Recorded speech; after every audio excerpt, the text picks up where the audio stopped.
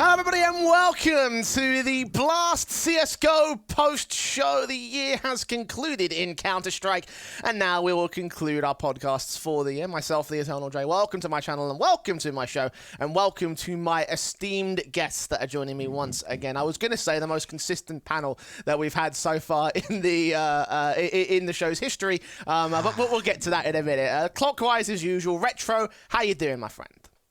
Good. Last time I was here, got hard flame for failing my driving test. So, you know, have some of that. That was 2 episodes ago, not last time. Sorry. Well, mate. yeah, but you know what I mean. Like, yeah, have that. You know, like I'm a legal road user now. Doing pretty well though, man. Doing really well. Enjoyed a bit of Blast coming to the end of the year as well. Always fun to watch. Obviously, yeah, just time to relax now. Enjoy my time away. Indeed, yes. No relaxing for Trav, unfortunately. He was asking if we could finish the show before 3 o'clock because he wants to stream the Eyeballers game because it got rescheduled from 6 p.m. earlier today. So I don't think that's going to be as viable for you, my friend. But, you know, have you got anything else coming up before the end of the year?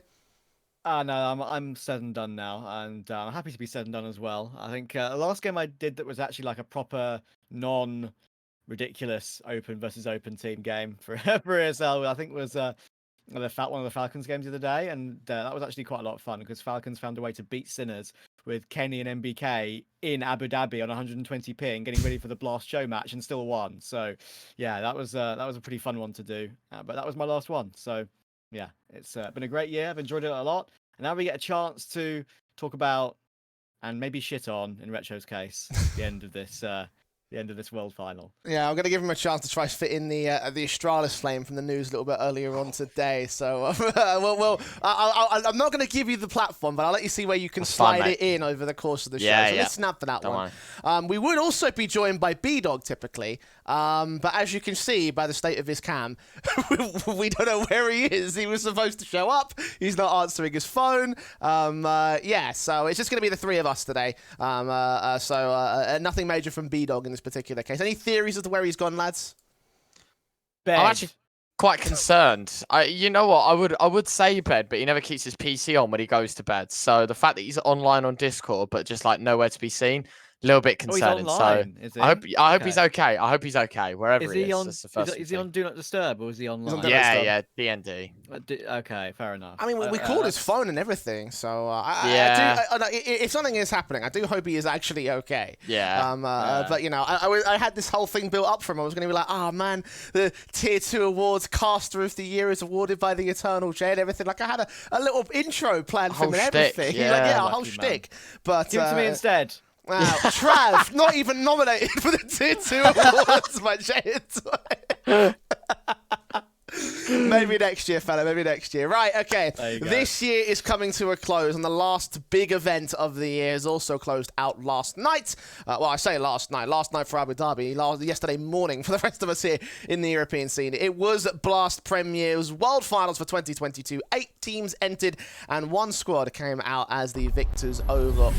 We'll show you a little bit about the tournament as per usual. Na'Vi, Heroic, FaZe, Outsiders, Vitality, G2, OG, and Liquid entered into this tournament, and it so happened that G2 Esports came out as the victors overall, beating out Liquid and FaZe in the playoffs alongside Vitality in the quarterfinals. OG, Vitality, Na'Vi topped out Group B with FaZe, Liquid, G2 coming in from Group A as well. Major finalists in shambles in last place, and again, G2 became the champions of the tournament. Now, we always start these shows by sort of giving a quick tournament assessment and sort of going through the motions of what we thought about the Blast World Finals. I think the first thing to talk about Blast is the fact that their production is always on point. And I think the show was almost no different. There were a couple of hiccups here and there, but for the most part, guys, I really enjoyed this one. I think personally, we'll say one thing. I think it's the first time we've seen an integrated, like the players where they're sat right integrated into the big screen. Loved it, absolutely loved it. I think it was one of the sickest things that we've seen in a little while. Always really cool. Always say that Blast has like the best breaks. Like I was so tempted to sub to them just so I didn't get the ads because they have such good filler content, such good like content during the halftime breaks. Like it's brilliant. I love the Blast production, and I'm very happy that they've stayed in CS, and obviously they've announced now, right, that they're doing like a whole new esport. I forget where they're going. Rainbow I think they did some Six? Fortnite. I think they've got Rainbow going on. Yeah, maybe. I don't quite know the scenario there, but yeah, just cool to have them around. And actually, they're doing a really good job. And this global final definitely does say that. Yeah, I agree. And actually, what I will say about this too, is that the crowd was actually a bit better than I thought it would be. Everyone was saying, "Oh, it's in Abu Dhabi. Like, who's gonna go there? Who's gonna be there? That's gonna want to go?" But actually, I thought the turnout was pretty decent. The crowd was okay. The mics were all right to hear some of the reactions to the big plays. I'm thinking of the Yeah. Degster 1v4. Yeah. That was a great one, probably clutch of the event and play of the event. And yeah, I thought it was honestly a very well-run event, and it makes me very excited for the next major cycle, of course. Yeah, I mean, look, I got to give praise to the audio engineer on that show because you can see at certain points where the seats weren't completely filled up from the from the camera shots and such, but like it didn't sound like that a lot of the time whenever you listen to like audience feedback and the reactions from the crowd itself. So I got to give props to that guy because usually the audio guys are the most underrated people on the production. So yeah, like Blast in general, like look, I've been a fan of their production for the longest time, but on that sort of like audio on that audience sort of like a topic, right? Yeah, it was a little bit less packed out than I think people might have hoped for. I'm not sure if that's an indictment of the tournament itself or anything like that, because like it still felt like it was a truly significant like, world final. You know, like to me, I don't think it was that much of an impact, but it does hold questions of whether Abu Dhabi should be a destination point in the future for me, because if the audience is not quite there, then it won't quite have the same spectacle as something like Cologne. Because in the case of something like a Blast World Final, right, if you have that setting, if you have that environment of an incredible arena alongside the bells and whistles of the production and the matches and everything else like that, then suddenly you're cooking with fucking fire, you know? I think for me, right, and I'm going to say this on a broader scale as well, and I think the argument, especially for this event, was Blast, right? I was watching the World Cup yesterday as well, and something I've noticed a massive theme in is empty seats, right? And obviously, it's always going to happen, right? There's always going to be the odd empty seat here and there. I got the exact same vibes as what it was at the Rio Major, where there's probably a lot of people that are fans of it, right? And a lot of people that probably want to go, but do you really want to make the trek, especially for us, right, in Europe? Is it worth for us to go all the way out to Abu Dhabi to watch the Blast Global Finals? And I'm never going to travel to Abu Dhabi just because it's a bit expensive, right? Let's not beat around the bush here. I don't particularly want to be going to Abu Dhabi and spending all that money, right? But I will say, if it was a little more local to me, you know, in a Europe, maybe like a Denmark, maybe, you know, you're talking, maybe they want to go to a new country, right? Like, fuck it, go to like Italy, go to Spain, go Paris, to, maybe. you know, like, yeah, exactly, right? You keep it more European and almost central to the globe. I think you'll get a lot more invitation and a lot more demand to go to that event. And while it was a good one, and actually, to be fair, the crowd wasn't bad despite the amount of people in it. Awful, no, I think we've got to understand that there is a bigger fan base in your Americas, in your Europes, rather than sort of in that region and that area, right? And I think kind of saw the similar thing for the Asian RMRs, right? It was like the Asia Pacific RMRs with like the Aussie teams that played in for Rio. Just wasn't a massive turnout there, and although it wasn't like a big arena for them to pack out, again, it just feels like it's hard to justify the travel when I feel like a lot of the fans are Europe or Europe based, right? Because that's where the majority of our orgs are and you know, root support. So that's the only thing I would say. But again, location wise, place look amazing. You know, it must have been a stunning experience for everyone that went. But for me, I can't justify going, and so for that reason, I'm chilling at home. I mean, even chilling at home, right? Like something, I think. Yeah, that's something that really messed me up about this event was the fact that games started so early in the morning, especially on those like the 4 match days, especially right when they had the 4 best of 3s. Like it was just like I'm not getting up at 6 o'clock in the morning to watch some fucking Counter-Strike. Like I woke up an hour ago today. What do you expect out of me? You know, like it's one of those things where I understand obviously the location and the time zone requires you to start a little bit earlier. But I also think that for, as Retro was mentioning there, right, the fact the core audience is all in European regions and in America, it must be even worse for them, right? We're talking staying up to 1 a.m. possibly in the best case scenarios to get these matches and to see these games. And then we're talking about, you know, that whole issue when it comes to centering it in that particular region. And again, I'm just not sure whether or not it's going to be a good idea in general moving forward, Trav. No, I think that's the worry that I think a lot of people have, that there'll be maybe like sponsorship requirements or just like ownership requirements, even that some of these events, big events, might even be held in arenas that aren't like that special. And as you say, the arena may look nice, it may look amazing, it might be one of the best in the world, but if it's not in the right location, people won't turn up, and that's the fact of the matter. As I said though, I think it was better. I thought it was slightly better than I expected. I think the fact you could hear them as well sort of made a difference as to how good it was. It makes, as I said, sounds better than maybe it was, I guess is my point. But yeah, it was a tough one. I think it's a decent experiment for Blast, but I think they know they're huge events, they're special events. I probably shouldn't be going there. Sure, that was the world final. It's a big event by their running, but yeah, I think probably next year's world final. I hope it's not a consistent thing that they want to have it in that location every year to have that, like some sort of special location, like a Wimbledon or whatever, right? Like one location for a big event every year. If that's where they're going to choose to hold it, I would hope not, because I think they would, if they spread that out and give the world final to different locations across the world, I think that would be quite cool. In that case, then, what sort of candidates would you look at as being world final caliber, Trav? London, see you in my backyard. I'm going. I'm getting all my lads round. I will say that one thing, right? And even if it isn't like the global final, I would love to see an event in London done by Blast or by ESL for that matter. Blast because did one, I think, remember? yeah, but that was that. complexity one, right? Yeah, that was but it was like a studio rather than a venue. Yeah, Right, so if I'm they not had mistaken. the first edition of Blast Premier back in 2020 before the pandemic took over. Yes. That was done in Blast's own little. They rented out a studio in East London actually. It was half an hour from me actually. But they rented out a studio there and they held all the production stuff within that studio. It was very much like an E-League sort of vibe, you know, when they had the little like television studio like that, but it was in London. It wasn't exactly like an event per se. It was more like just a studio, really. Yeah, you could buy tickets. To you get could, there. yeah, If I'm not you mistaken, I think that studio they use is where they filmed MasterChef, UK MasterChef, if I'm not mistaken. I remember reading something about that, which is pretty funny. But I yeah. can actually double check this. Hold on.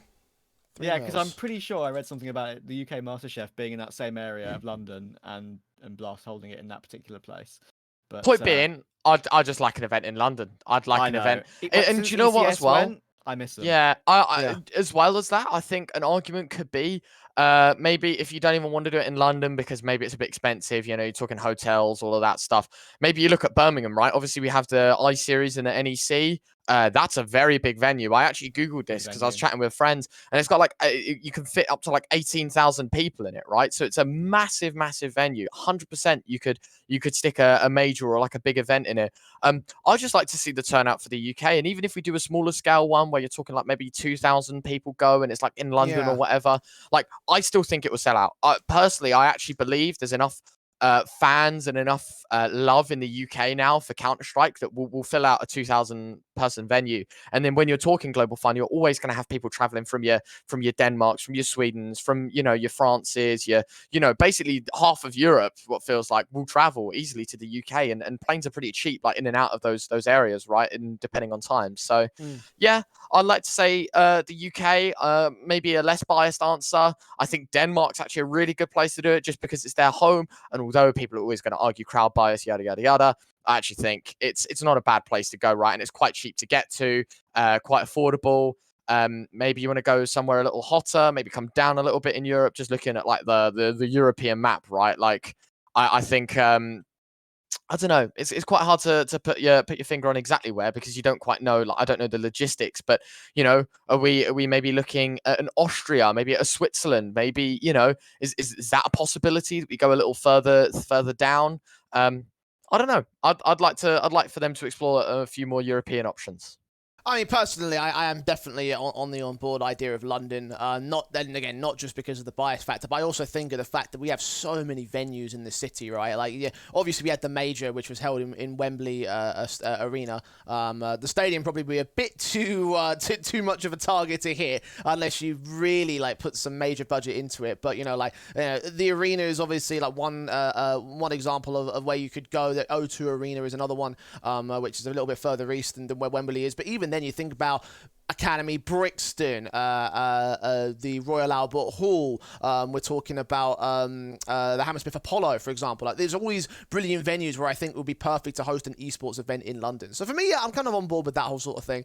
And just to sort of like just close out this point, Trav, you were right. They do MasterChef at that at that venue. They also have filmed the In-Betweeners at that venue as well. So we're talking we're talking about some serious television know-how right there. That is British heritage. That is British heritage. They did. Excel Arena, by the way, as well. Excel Arena is a good one. I've been there before. Yeah, I think the thing with convention centers is that they're definitely like convention oriented, and I'm not sure whether or not there'd be like a good venue perception for like you know an event per se. I know that obviously Retro was mentioning the NEC. You know, there's an arena right next to the NEC, and ESL have gone there to host Dota events.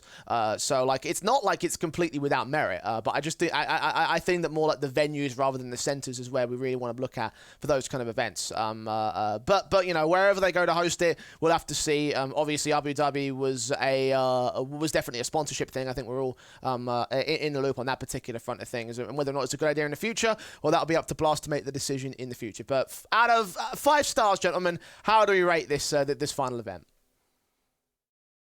Do you know what? Yeah, I was gonna say, including location and everything like that. If we're including everything other than just the CS, I'd say 4. For the CS itself, I'd say 5. I think this is a super cool event, and I think it's again not the most conventional one, but it's one that, as we'll dive into a little bit more, and as we kind of express our opinions through the stages, this is going to lead to a very exciting start of 2023, and I think this event as a whole has set it up super nicely. Trav? I agree. I said 4. I think 4 is about right. Also, I think we're obviously going to get into the team specifics, but I actually think that the fact that the final was between G2 and Liquid, 2 teams that hadn't really, felt the top step this year, I think that was a really cool way to end. And I think that's what makes it feel like such a feel-good event, especially with Hooksy winning it, of course, after his recent sad news and all those bits and pieces, right? I really think it was a perfect ender to what was honestly one of probably the best years in Counter-Strike history, with the Rio Major, with how amazing the Cologne finals were. Kato, you can add to that as well. All the big S-tier events were unbelievable, and we've been blessed this year with how good they are. Because sometimes some of them can be a bit of a drag. And sure, Rio final was certainly a freebie for outsiders, but yeah, I think the big events this year have been a really great watch. Okay, well, I'm on the 4-star hype train as well, so I'm with you guys on that particular front. High five in the air, because we're not actually in a studio or anything. There you go. Retro hitting his fucking camera off his monitor. Yeah. Right, let's talk about. I will say one thing real quick. Brandon's back. His internet was down all morning, and he didn't have any service either. So he said that he's willing to jump in if you want to get him on. Fantastic! Just in time. Get in here. Lovely. So he can get in server. Do the intro again, wheel it all back up. Exactly. Yeah. Brandon, you are live. Welcome to the show. Hello. Do you want to just give me off camera real quick on the Ninja Link so I can get you in the show? Yeah, I can do that. Classic B-Dog, fashionably late. Fantastic. I wouldn't call it fashion. Yeah, it's true. Right, well, while B-Dog gets himself set up, we'll take a look at a few more results, because obviously, Retro, you did say a moment ago that the results were particularly fantastic and the matches were particularly great. Those matches, of course, had Liquid beating Outsiders over in Group A, FaZe beating out G2, G2 ultimately eliminating the Outsiders in last place, and FaZe going up to the semi-finals over Liquid. Over in Group B, we had OG and Vitality going over Heroic and Na'Vi. Na'Vi eventually eliminated Heroic in the elimination game, and OG surprisingly took the 2-0 over Vitality to make their way into them semi-finals. So, gentlemen, if I have to say one key thing, is the fact that there are 2 particular teams that stand out to me as probably the most disappointing of the lot here in this overall group stage, and mostly because you go from the highs of a major final proceeding to last place in this particular event, guys. Outsiders and Heroic, not great, is it? No. Very, very simple. Awesome. Right, well, I next just topic. had to add in a no so I could join in. What I will say is I thought I honestly saw this coming a mile off. I'm not sure if I've actually predicted it on a podcast or anything, although it was my own personal thought in my brain. But you're gonna have to give me the benefit of the doubt on this one. I think for me, I was almost clear that that outsiders would come into this event having come through the high of Rio and are playing against the actual teams they didn't face in the Rio Major and maybe look a bit poor. Not as poor as this, getting absolutely owned by Liquid, for goodness sake. But honestly, I did not think they'd make it out of the groups, and I was my brain in this instance was proved right. I think it was kind of an obvious call, because I don't think a team that has ever won a major has really gone on to do amazing things immediately after it. I think historically it's always been a bit of a lull post-major for any winners. But yeah, I'm disappointed, but also not surprised. And that is a classic, mother talking to your child sort of saying, I guess. I remember during the Rio post show, I did say something about the outsiders, and I know that obviously you guys had a few more praises to sing towards their name, but I said it was very much, it reminded me a lot like Gambit. From back in the day, for those of you remember that Krakow win, right? The idea that they were coming in as massive underdogs, and then they come and win the whole finals, and they never really replicate it after the fact. And I felt that might have ended up being the case for the outsiders in that particular major win. And for me, I think that this event is definitely not proof in the pudding, but just sort of like more backup to what I was saying there. The fact that we've had this incredible run, and you can't take away the major from their own position, but the fact of the matter is that you've gone from that highest high to now 0-2 in the group stage, and only taking a map off of a North American team. Like it's really not great from the outsiders when you consider all that in mind, honestly.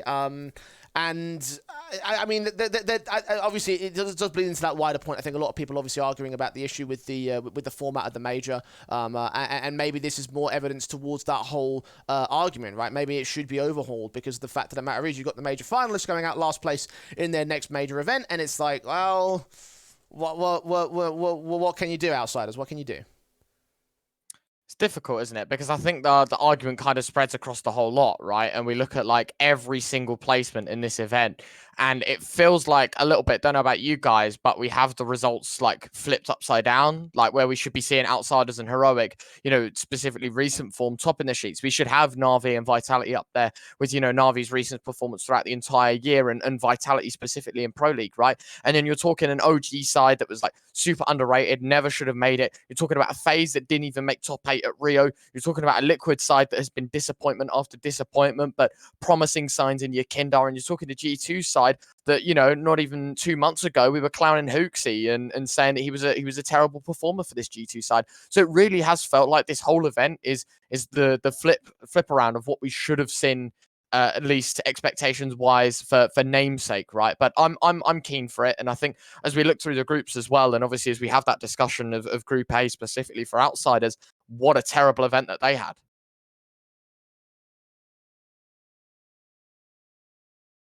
Nothing else? No? I was hoping someone else would take over that one, but okay. You know what? I'll just say, I'll onto it quickly and say, you mentioned Heroic too. I think you have to give a little bit of a sort of caveat to Heroic. The slack, they played with Config, fair enough, and they just won the full final. So they would have put so much effort into that. I understand them not winning this one, even though Config played pretty well considering all the situations he's been through. I kind of get the Heroic not making it. And as you also mentioned, OG. For me, I just had a sneaking suspicion that they'd be able to do something. Everyone was criticizing them, saying, "Oh, blah blah blah, they shouldn't be here." And guess what? They've won a couple of really big matches. So I think it's fair play to them. It shows the weakness right now of some of the. How do I explain this? The weakness of the teams like Na'Vi, Vitality, and Heroic, I guess you could say as well, even though they've got the stand-in, where if they turn it on for an event, they're very, very hard to beat. But if they have one aspect of their team not perform up to scratch, i.e. maybe Cadian performing below average, not having good calls, Zyru not appearing like he did at Pro League for Vitality, for example, those sort of things, just one thing is enough to just bomb out 0-2 to a team that you shouldn't lose to at this sort of level, I feel like. Yeah, I mean, certainly the format is very much unforgiving in the way that obviously there's a there's a lot less teams, a lot less room to make mistakes in that sort of sense. But again, for me, it comes back to the fact of the two top teams at the major not going out all that great. And yeah, there were caveats involved. I guess now's a good time to talk about Heroic in general, because look, this wasn't their second event or their first event after the major. It was their second one, and having won the full finals is obviously very encouraging for their own position. I said that I thought that they should have won the grand finals of the major because they had the much more experience. I think that the full finals proved that to me. Obviously, going out right here is a much lesser Taylor story, but I don't think you can blame the caveat of Config being a stand-in, right? Because just take a look at the numbers. He was the best element of this side, right? And obviously he's a fantastic player and everything individually, but for me, like, it didn't seem like it was enough, or there was something a little bit more deep-rooted in the issues that Heroic in this tournament. Yeah, I completely agree with you. I feel like there's a couple of things here with Heroic. I want to kind of give them the benefit of the doubt. Obviously, they weren't playing with Stown, who had significant impact in that full final. But as you mentioned, Config was a dependable pair of hands. But you try and slot him into a team very quickly, it can be a little bit rushed sometimes, and then I guess off kilter for the rest of the performances from just everyone in general, right? Cadian didn't have the best showing here at the World Finals. Also, you got to talk about Anubis, the fact you got a brand new map, you've now integrated that into your pool, and everyone was keen to play it. And if you're playing with a stand and you're playing with a new map, I feel like that is part and parcel as to why Heroic fundamentally didn't deliver here. And maybe it's a case of everyone is just feeling a little bit tired because they've gone on this massive high. You finally grinded for that view of the major final. You then back it up with your first ever like big victory on LAN, proving all the doubters wrong. You kind of run out of steam a bit. To be honest, it kind of makes sense. Yeah, I'd actually agree with that in the sense of that's maybe why we saw a G2 Liquid final. Maybe these two teams were the hungriest to actually win something this year, and that's why they made it so far. As simple as that. I mean, quite possibly so. I mean, we were quite remiss to mention the Anubis addition to the map pool in this particular event, guys. It was played a lot. It was played a fair amount. Unfortunately, Heroic didn't really reap the rewards of their own sort of style of play because there was only one map in the pool from them that was played on Anubis, and it so happened to be in that OG opening. I think everyone remembers the overtime that we saw between those two teams, the 22-19 that OG just barely took, and that being the decisive factor in this. The decisive factor in this particular series, setting Heroic up for the loss overall. Like, definitely was a bit of a wild card that they weren't quite able to deal with, guys. Is this indicative of the map pool going forward for Heroic now? I think it's a map pool that's indicative for everyone, not just Heroic. I think people are going to spend some time trying to find their footing on this map. And, you know, me and Brandon have sat down and watched some demos already, and we've kind of like gone through all of the teams on this map. And, you know, I think it's safe to say we've definitely done our research when it comes to this new map and the teams that have been playing it. And I think now it's just about teams finding their groove on this map. But 100%, I'm a massive fan of how this is played. I love this map. In fact, I would say this is my favorite map right now. Out of all 7, 8 if you want to include D2 as well, but that sits right at the bottom, so I guess no change there. Fuck Dustin. Yeah, it's a shit map, honestly. But hey, I think for Heroic, 100%, that close game against OG, you've got to look at OG's track record in this tournament, specifically on this map, and their time wasn't bad, right? You look at the stats that they have on Anubis, right? Sure, play 1, lost 1, or 1-1, lost 1, then they've played 2. The other one was against Liquid, who obviously went on to go to the grand final. They got smashed on that. But again, they started T-side, got very slow. I think it's just about now teams learning a little bit more. We've got a good sample size with OG because I think they played it the most in this tournament. They played it twice.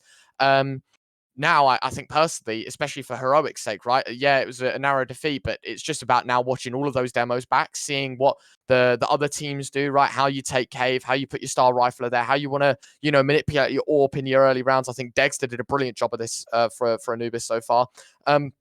And then it's just about learning, right? Like, if we can get Cadian doing the same shit as Dexter was doing in that game against OG, I think 100% this is a really good plus. This is a good map for Heroic.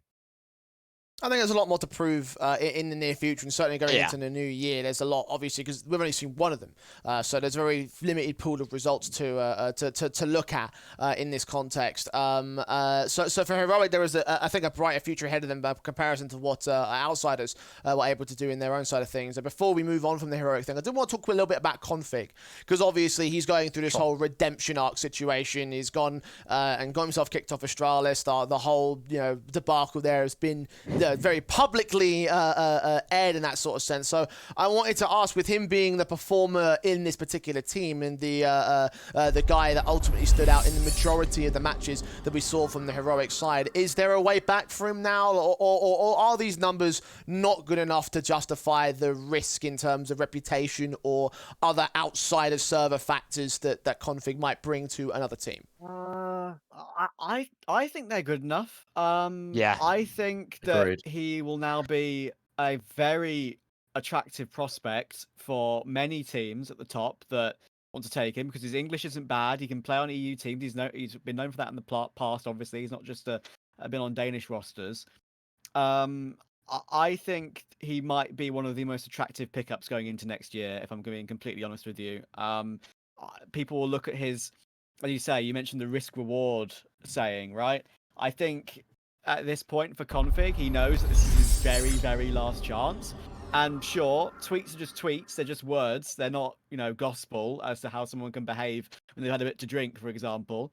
But I think he really knows that this is his last shot, possibly in his entire career, and he can't afford to get fucked up again in a club at any point, really. So this is quite literally, this is the moment. He can find himself a good team still. Sure, he was put into Stan's roles, I believe, if I'm not mistaken. I could be wrong, but I think he was playing in most of what Stan was doing, because they are sort of star player to star player, Yeah, it was very roles. similar. It was very similar. So yeah, I think it maybe flattered his stats a little bit because of that, but we've seen Stan have very similar, if not worse, performances than what Config had at this event this year. So he'll be picked up. By who? I honestly don't know. I don't, but I think any team at this point. Honestly, I think at this point, any team, especially at the top of tier 2, will look at him as if to say, okay, this is a huge bolster to a team.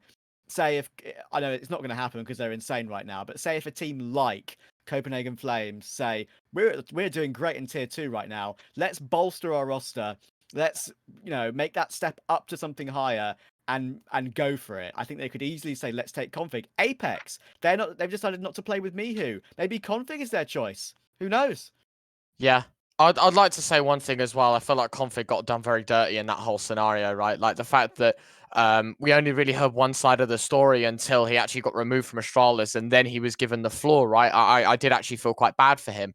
And because it felt like he wasn't very in the wrong. He seemed very sincere in the twit longer that he put out, right? And obviously I don't want to look into the drama too much and kind of pin that down on Config, but the fact that Heroic gave him the floor in the first place, unbelievable, right? And of course we're saying, he's playing like for like in those star roles. I don't think he did a bad job in those star roles, right? Like a few times, sure, he does dip below the curve. Obviously we just had a look at the stats, some of the time he was in the red, but some of the time he was in the green, and I'm not sure if anyone was paying attention to how he played in the opening game. I think it was against OG, right, that he played. I think he did unbelievably well. I thought he was a super cool watch, and I'd like to see a little bit more out of him. He was top of the sheets when it came to HLTV ratings for the Heroic side, and you can't argue that Config didn't have a bad series against an OG. Let's not forget that obviously got to the semi-finals and lost to Liquid, right? So they got a top 4 placement at this event. Then, of course, they played against Na'Vi, which, again, is just going to be another steep matchup because, when you're talking star roles, you've got Na'Vi that should have Heroic beaten in trumps when it comes to that pound-for-pound rating. And again, you look at Config's, ratings here, and he's topping the sheets for Heroic again. Like, you can't argue that he hasn't had a bad event. And 100%, I think he'll slot into tier 1 perfectly. I don't even think he needs to think about tier 2. I think he just got to wait. He's got to be patient, and he's got to realize that this result's going to get him somewhere. I mean, look at Snacks, maybe not the best example, right? One stand in, one went pretty deep in an event. Now he's playing a game in a pretty solid team. You look at JKS, right? One stand in at Katowice, beat G2. Now he's just won a trophy with G2, right? Like it comes full circle. And I think if Config has the patience of JKS and just waits for the right chance and waits for the right offer, 100% he's going to slot himself back into business. And I think he's in the runnings to be a very, very solid player again. B, don't Do you want a hot take? Go on. Do you want a hot take?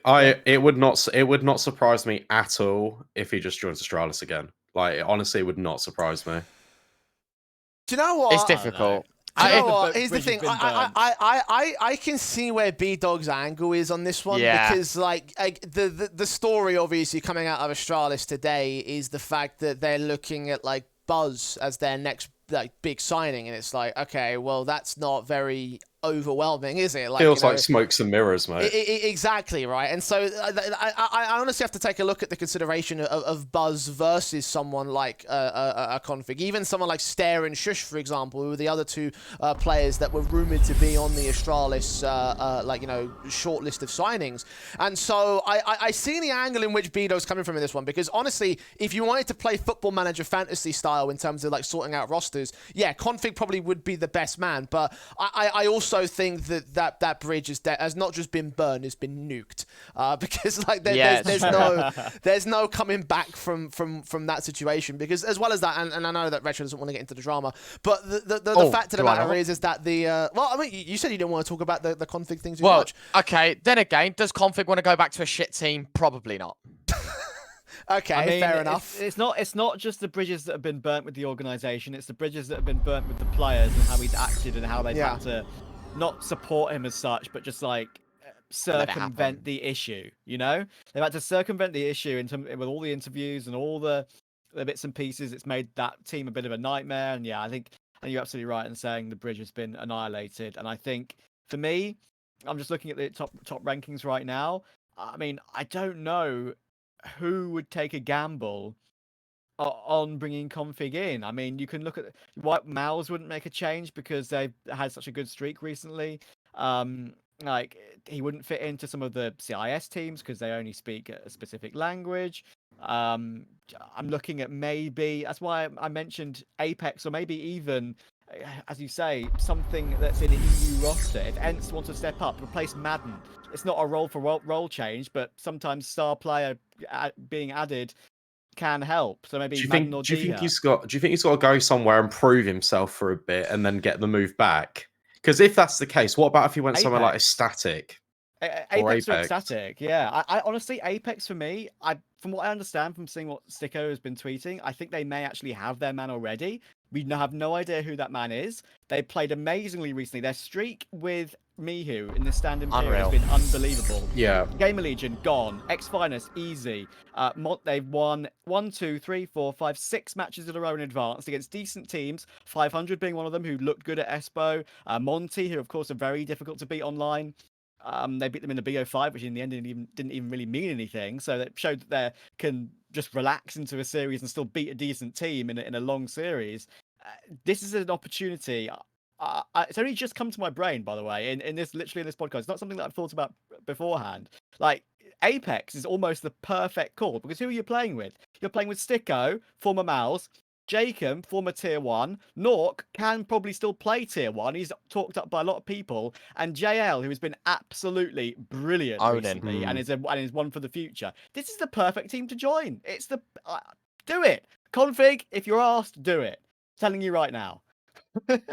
I mean, personally, I'd be looking a little bit further afield. Like, I know that Ents was a name mentioned in there, and if they wanted to make that change, I would. If I was Ents, I might take that risk. You know, I'd probably also add some sort of like lifestyle coach to be like, right, Config, you can't be doing shit like that again. You know, you can't be fucking up the team outside of the server, because that's going to affect things in the server. And like, you know, in that sense, I see Ents having the capabilities and the resources to be able to do something along those sort of lines. But I think that whether or not they make that move is another thing entirely in question, because right now Ents are an okay team. They're still within the top 15.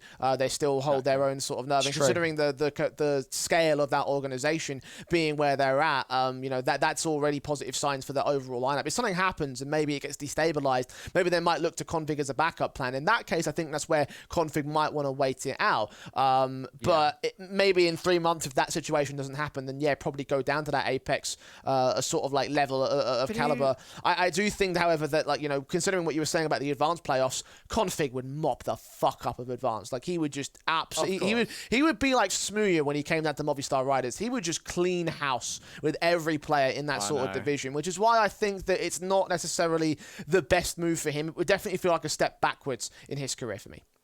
I understand where you're coming with that. I just think that it's the fact that Apex have had a really good run of form recently, as I mentioned, and 2, they have the name value of players on their team, which I think they could have a pull which could bring him in. On the Ents factor, I just wanted to ask a question to you guys because I'm drawing a blank right now and I don't want to Google it and ruin the surprise.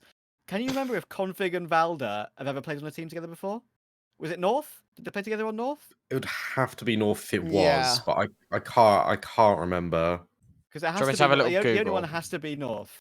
So, because that is an unbelievable duo, and if it was North, they had a good period for a while. Sure, they were obviously a bit of a joke at the end, but that was only at the end. So they played together a bit.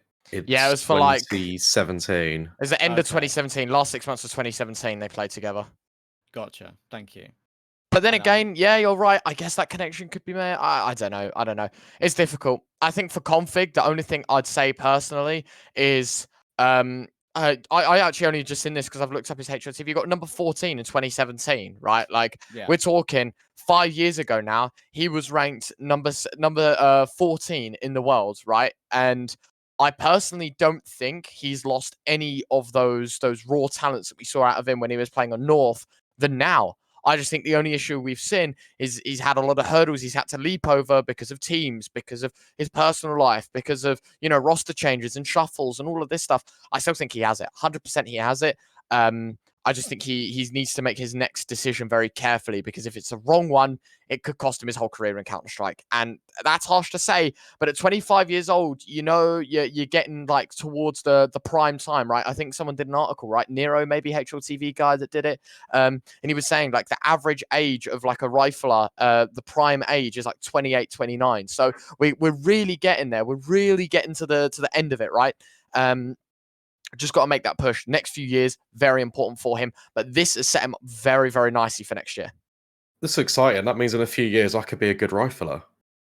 Yeah, that's a bit of a push, Bran. A bit of a push, man.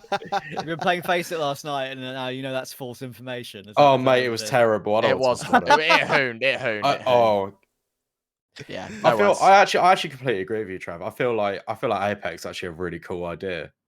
Okay, I'm glad I brought that up then. As I said before, I hadn't actually considered that whatsoever. Because their organisation goals is to like try and get top 20 HLTV as well, right? So get to a major, exactly.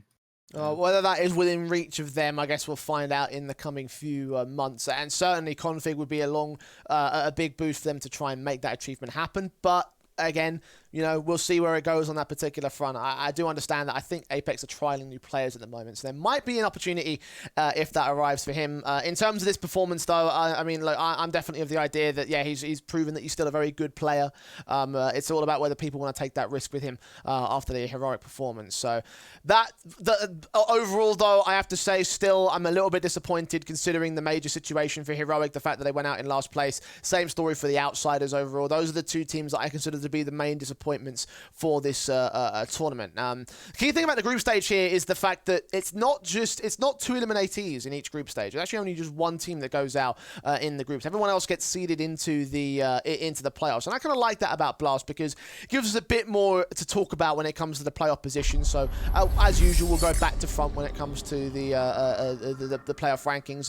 The first two matches being G2 beating out Vitality and Liquid beating out Na'Vi, and it's funny that we talk about those two first because those were the two matches that set up our overall grand finals with both squads coming in from the quarters themselves. Na'Vi, I guess you could say it's very similar in terms of being disappointing because of the fact that the matter is that they've got the best player in the world. They were at one point the best team in the world coming into this year. They were looking like such a great squad, and they were destined for this to be their year. But so much has happened in 2022 to leave Na'Vi in the situation where they're trialing academy players, using a stand-in. They've not really got like a true 5-man unit at the moment. And I think that's probably part of the reason why they went out as early as they did. And it just breaks my heart, man, because I just want to see Simple dominate. I just want to see him absolutely clap every single cheek known to mankind in a single year and just win every single fucking trophy on LAN, on the big stage. And this, to me, felt like it was going to be that year. But going out 6th place in Blast, I think, caps off what has been, not to their own discredit, because it's not their fault, but what has been not the best year for Na'Vi for me. I think as well, this is going to be me on one of what could be many rants today. You look at that playoff game, right? Liquid versus Na'Vi. You look at the first map, Overpass, Liquid won 16-10. It was Na'Vi's map pick. So you're already beaten in your own backyard.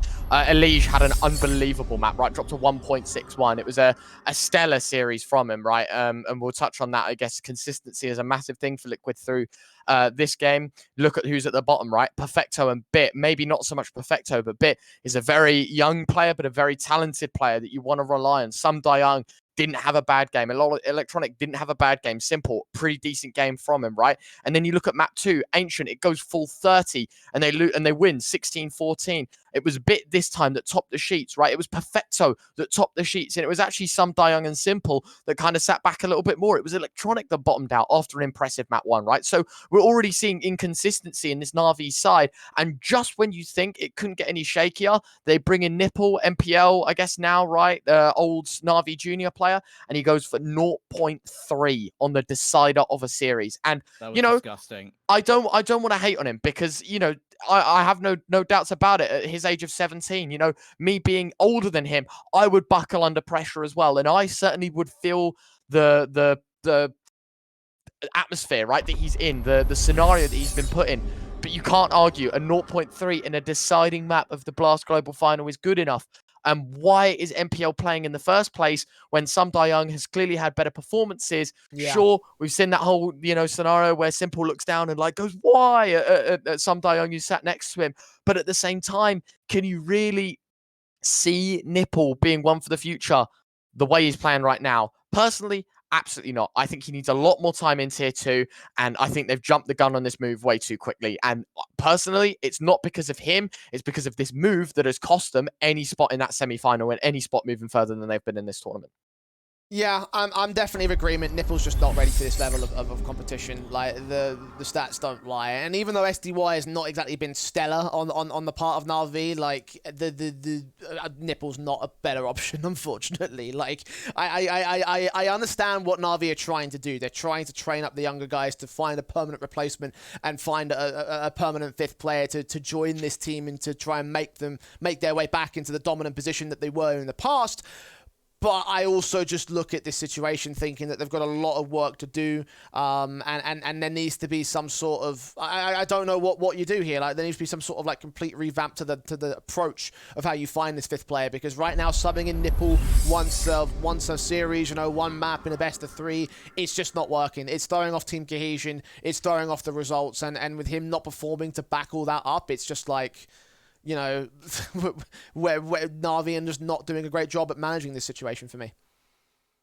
Look, I feel like obviously the expectations for Na'Vi in the World Finals, given the fact that they said that they're going to play MPL, is that they didn't really care about it. All they wanted to do is probably just give him experience on LAN. You fly him out into Abu Dhabi, which is a really just remote part for esports. So it's a lot of experience for him in terms of just kind of having that LAN environment. You're going to have less of a crowd there. I don't even think the quarterfinals were played in front of a crowd. I could be wrong. But anyway, he's got that entire environment. I guess that is the only thing I could say, that Na'Vi wanted to use this last tournament of the year, not to go out on a high, not to go out and win it, but just to give their younger players a little bit more experience. And I agree with you. He had an absolute rotter in that decider map. But I think, I agree with what Ryan said. It's very unfair to kind of single him out and say, well, it's his fault they lost the series, because it wasn't at all. I feel like it would have been a bit more fairer maybe if he played the first map and not the decider, but I don't know. That's just me. Yeah, clearly they went into yeah. the. Sorry, Ryan. I was going to say, like, No, clearly they go went for it, into the mate. event with a set plan of what maps they'd use him on and what maps they think that Yeah, SDY, that what SDY is lacking on in specific roles, specific positions on specific maps, and that's why they will put NPL in that position. And yeah, I agree in the sense that I think it's too early. I also agree in the sense that I think Na'Vi were literally just using this world final as an experiment. I don't think they went into it with much hope at all. They were using it just to set up ideas, sorry, for the future. And it worries me because I feel like Counter-Strike, I think maybe some of me, I think Jay will definitely agree with me after what he said earlier, is that I feel like the top of Counter-Strike, especially at the moment over the course of the year, doesn't feel the same without a competitive Navi, without a competitive Simple in playoffs, showing that he can do something, showing that he can put himself at a level, maybe even a level above that we've seen him in the past, some of these teams, and just absolutely take over a game and Navi in general take over a tournament. And as you say, I think am I correct in saying the last final they made was Cologne? Obviously, that was an absolute ridiculous banger. And I think that maybe knocked a bit of stuffing out of them. Who knows? But yeah, I think I want to see them make that step up again. Who with? It's hard to say. Obviously, Simple. I mean, he's been obviously on camera, literally showing, his frustration in various scenarios and his frustration very personally toward SDY. But of course, that is just, how he is in game, apparently. Apparently, they're generally really good friends, and he's one of the advocates to keep him on the roster. But yeah, they need a step up that's not a 17-year-old academy player and not SDY, who has been classed as a stand-in for basically what feels like the entire year. I think they should. Sorry. Go on. No, go on, B-Duck. I think they should get. I don't know who they can get, by the way, but I just want I feel like they should just get an IGL.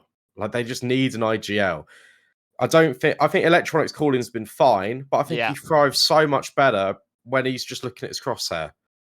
Also, Bit just performed better under a structured, proper IGL. He's been a lot less consistent ever since Electronics started taking the reins, started calling.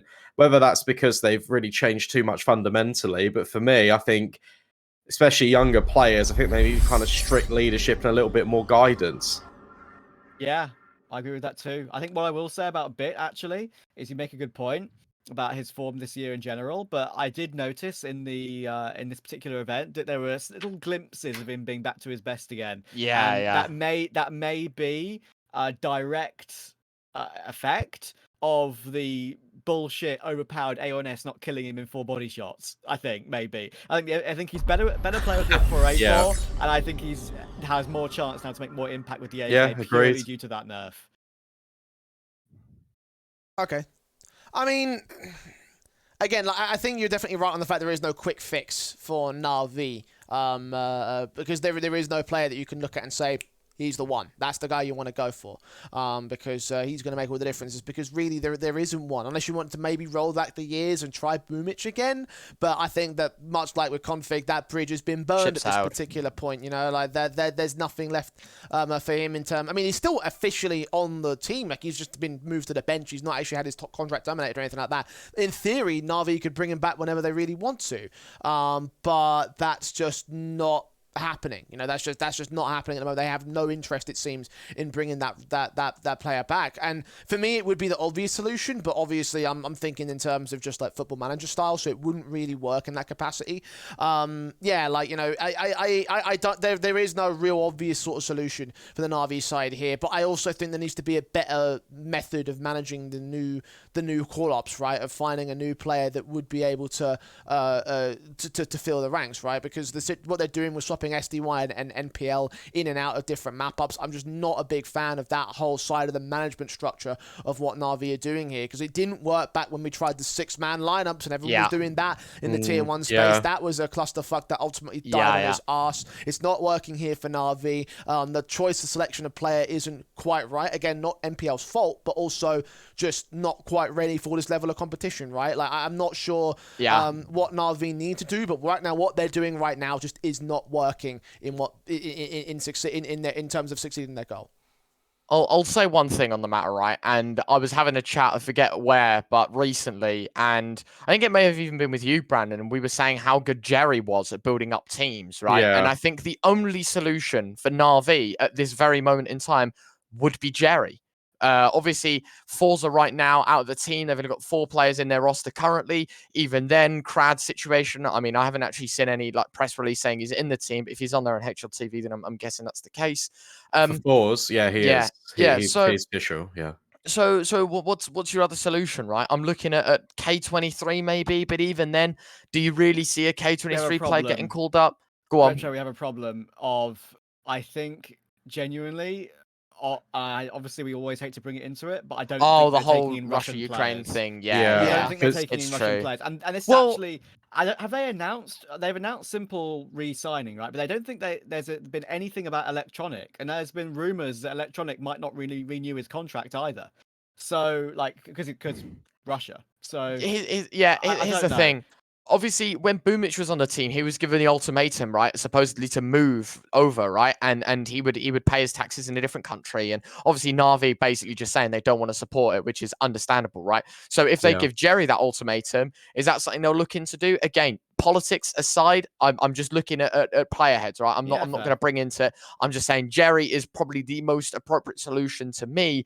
That, you know, the likes of Spirit won't get rid of IGLs, the likes of Cloud9 won't get rid of IGLs, Outsiders won't get rid of IGLs, right? They're not gonna give Na'Vi that easy way back in. And I'm looking maybe even to the Ukrainian side. The second team below them is IKLA, right? And you know, no offense to them, you're not going to call up any player on that roster, never mind an IGL, just because we haven't seen them play enough.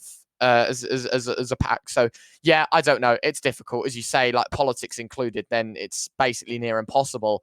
But if that was excluded and we were just to look at names, Jerry would be the only solution. And even then, do you really think Jerry's going to make improvements to the team? Probably, but you know, there's only one way to find out, and if they want to risk it, then go for it. But in general, it's difficult. Be fascinated with what Na'Vi we see Indeed. next year, whether it be personnel wise and you know, form wise, because they have the consistent factor of having Simple, but do we know what consistent factors will be left? I mean, we've seen some ideas of rosters that have been flying around that are basically, you know, Ukrainian only rosters. That would mean no Electronic and no Perfecto, and that just seems unheard of, right? Because Perfecto is up there this year with being like the best support player alongside the likes of like Shush and for example, I think Shush for me has been unbelievable in that role, and Perfecto can be and is sometimes just as good. So it seems it's almost unheard of to think of a Na'Vi without Electronic, because he's been on that team for so long after being, you know, promoted from Flipside, I think it was back then.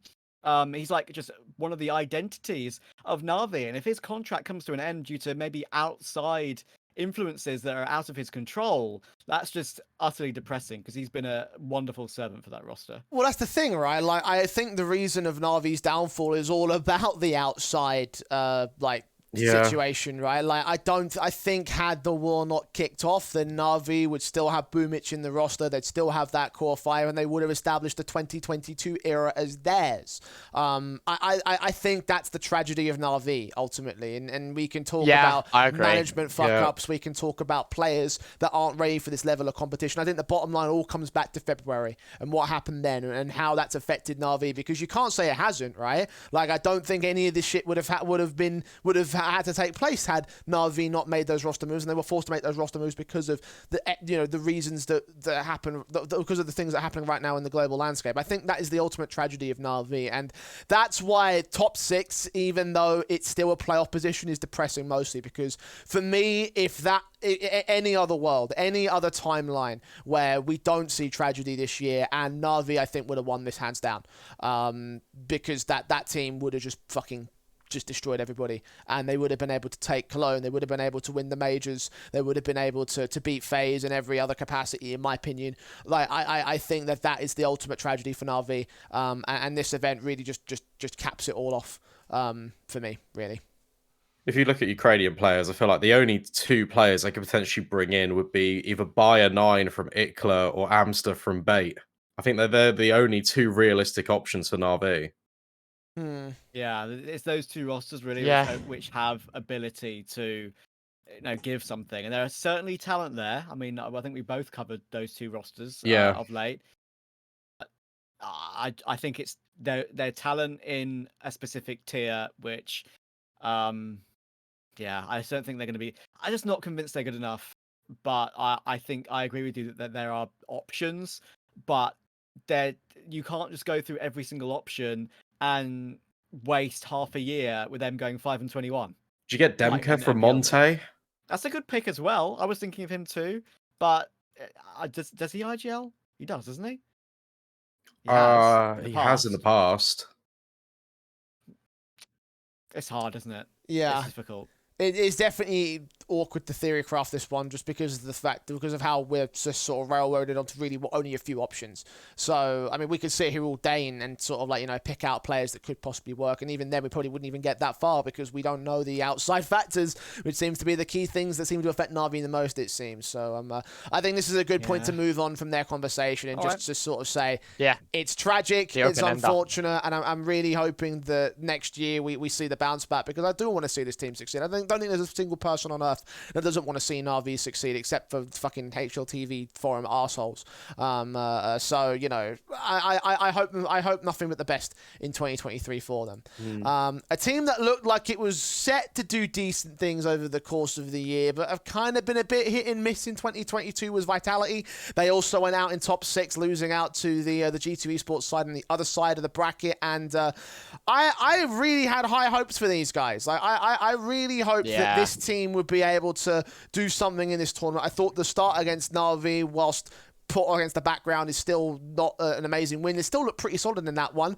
And then they go so far as to lose 2-0 to OG, and then it's just downhill from there for this team. And I'm upset because I thought that the Spinks move was a really solid one. I thought that Vitality were going to start to take over some of these games and start to make a case for themselves as being title contenders, and that's just not happened here at the World Finals. I'm going to set Retro up for a flame, which I think Here we go. Which he may have been preparing. So I'm just going to say it, and I'm going to let him carry on. For me, the only thing that Vitality have done this whole year is Pro League, and that was because Zaru popped the fuck off. I think Apex can't IGL anymore and can't frag anymore, and he's past it, and for Vitality to step up again, they need to replace him. Retro, go.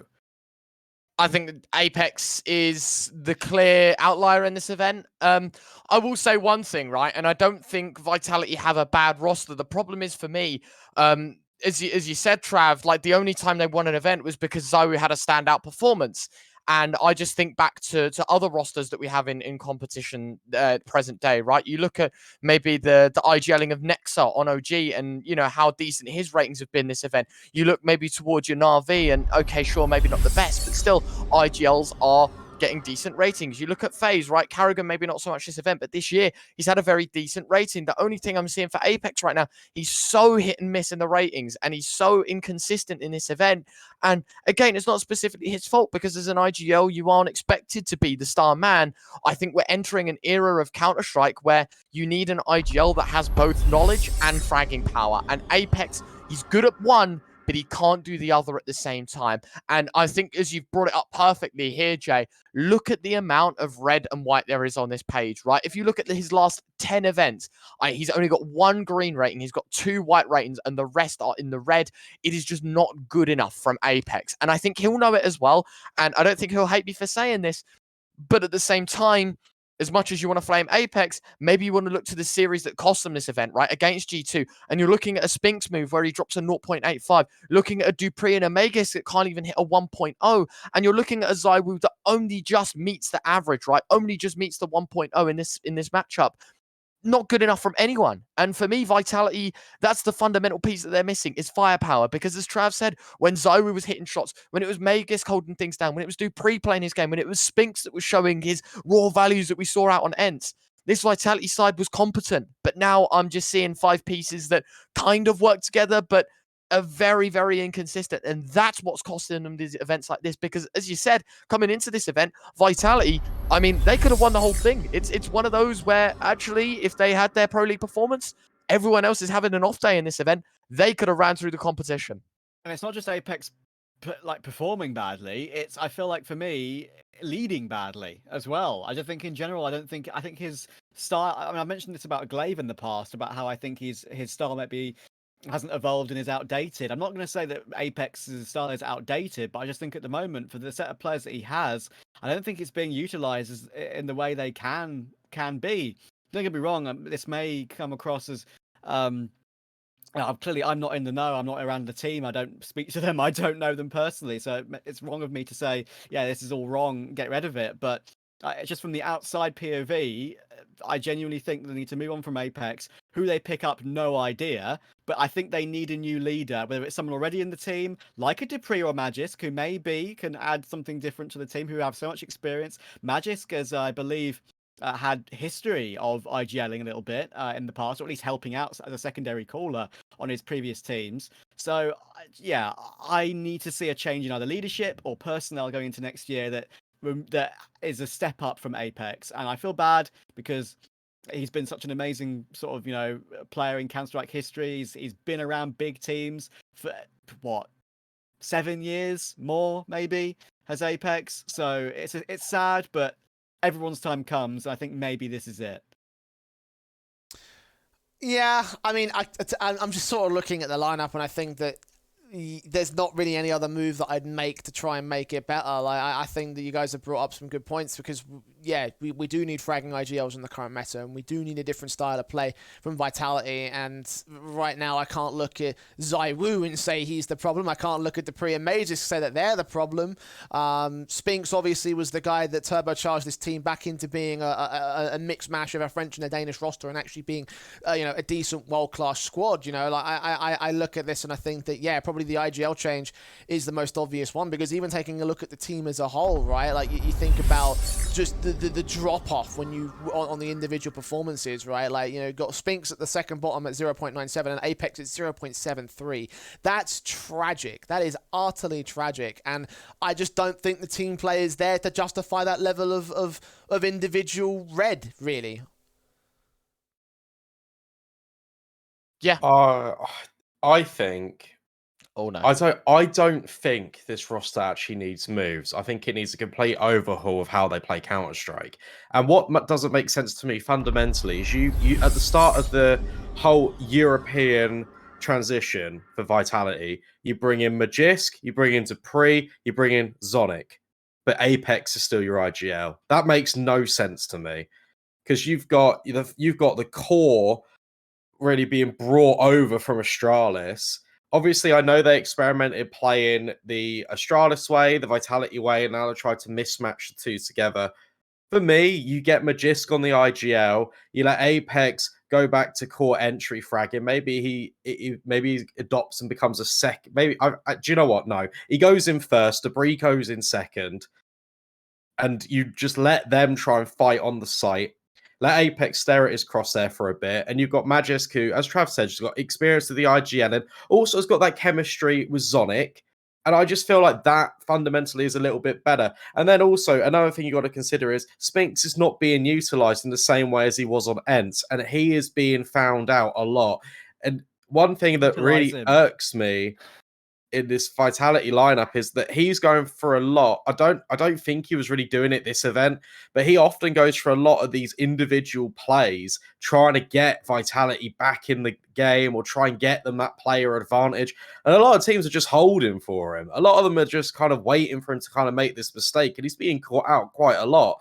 And I think that's because he hasn't really got the leadership under him where he can say, okay, mate, look, you can make these plays, but here's when you make these plays, rather than Apex just going, yeah, you can do what you want, it's fine. Because that's what it feels like at the moment. Yeah, I do think it's a little, it's too loose or yeah, it's not structured enough to bring like the success that Vitality want to. Like that's definitely a kind of play style that fits something like a super team phase, where Karrigan literally just said to like Olaf and Guardian, go play default, and we'll just push off the back of who gets the opening kill, sort of shit, right? That is a very extreme example of where that can work. And for Vitality, I don't think they have the firepower to be able to pull that off. For the most part, at least, higher end, sure, but in the overall table, you need all 5 elements to be able to do that, and I just don't think they have that as of right now. But again, I think that your arguments, Vdog, could probably just apply to another IGL change, right? You say that swapping the roles into someone like Magix, for example, to take over the IGL, but at that point, can you really rely on Apex to fit back into the entry fragger role? Like, is he going to become a support player? The only reason I would say keep Apex is, and I'm not sure how much this would affect it, and I'm proper getting into the theory crafting of it all, but how much would that move, losing Apex and you being ZywOo, the last standing member of that Vitality organization that was predominant, well, it was completely French. Is he going to suffer as a consequence of that? I don't think so. I think he's got enough experience at this stage to be able to manage his own game on his own terms. I think what Vitality need here is someone to just bring that all together with the rest of the elements in place. I just don't think Apex is doing that job. I understand that in past, maybe if you go back a few years to where ZywOo was only really speaking French, didn't really feel comfortable doing interviews and wanted to fit within that family sort of roster, then sure, right? If it was the full French Vitality, I would have said, yeah, maybe you don't make that change. But we had Dupree, we've had Magis, we've had Spinks bending into the roster for the last year or so now. They should be familiar with each other at this stage. ZywOo should have chemistry and rapport with these guys. I don't think that removing Apex is going to be a major drawback for him. I think I think individually he's found a lot of confidence in himself over the course of the last year. And even if you go back over the last couple of years as well, things have always been fantastic for ZywOo. So yeah, I don't think Apex will make a massive difference if you remove him for ZywOo's game. Fair enough. Retro, Trav, anything to add? No, I'm happy with that, yeah. Okay. So what we can all agree is that Apex needs to go, and we need an IGL change on the Vitality side, for the most part. I like Apex. I don't want him to go. I like Bird from Sky's the call. Bird from Sky's the radar call. from Sky, let's go. In the memory go. bank, right? In the memory bank, it's just you thinking of the Apex entry fragging extraordinaire back in the old days. But I don't think he could. I don't think these days he can flip the switch and do that. I again. think it'd be so cruel if they removed him before Paris. Though he has to play the Paris major of Vitality. That is. He has to. And it's way too close to make that change in the first place anyway. So. Oh yeah, that's a good shout. Actually, they might have to just roll with it until because they're gonna if they're gonna do that, they're gonna have to make the change literally the first day of January, and then you're talking 3 months of practice to even catch up with tier 2 teams, like lower end of tier 1 teams. Make Magic's the IGL just for I can't talk IGL. There you go for Paris. Let Apex go entry in front of all the French supporters. Vitality win the major. Brandon's such a believer. It's so cute. Then you can retire him with his croissant. He can go away, and then you can make the move. Right on. Okay. Well, we're seeing Apex until the Paris major at the very least. Into the semi-finals now. The key thing to note about the semis in this particular case is that both of the teams that got directly into the semi-finals went out in the semi-finals. And for one of those teams, you can definitely say that it was a much more positive affair. OG in particular were the squad that I think had the most criticism coming into this event, because everyone saw that HLTV article about how OG's qualification exposes a major flaw in Blast's whole circuit, which I don't necessarily disagree with. But if there's one run to prove that whole opinion wrong, it would be OG at this event, because at the first and second, well, at the first 2/3 of this run for them, they looked pretty lights out, honestly, I mean, yeah, they beat out 2 teams that finished behind them, and we've already given our criticisms to Heroic and Vitality, but walk into those matches and tell me that you had OG as the favourites in any of them, guys. Yeah. They were the they were the team that you would expect to bottom out, right? Yeah. And I think the discussion that we had in the quarterfinal matchups of the teams that are lost is not going to be had in the teams that did lose in the semi-final matchups. I think for both OG and FaZe, these are two sides that definitely don't need changes and just need more work. And specifically OG's case, what an event. I think it's safe to say I fell in love with Dexter Zorpin as soon as I saw him out on Anubis. I've been watching a lot of him. He had a great event for OG.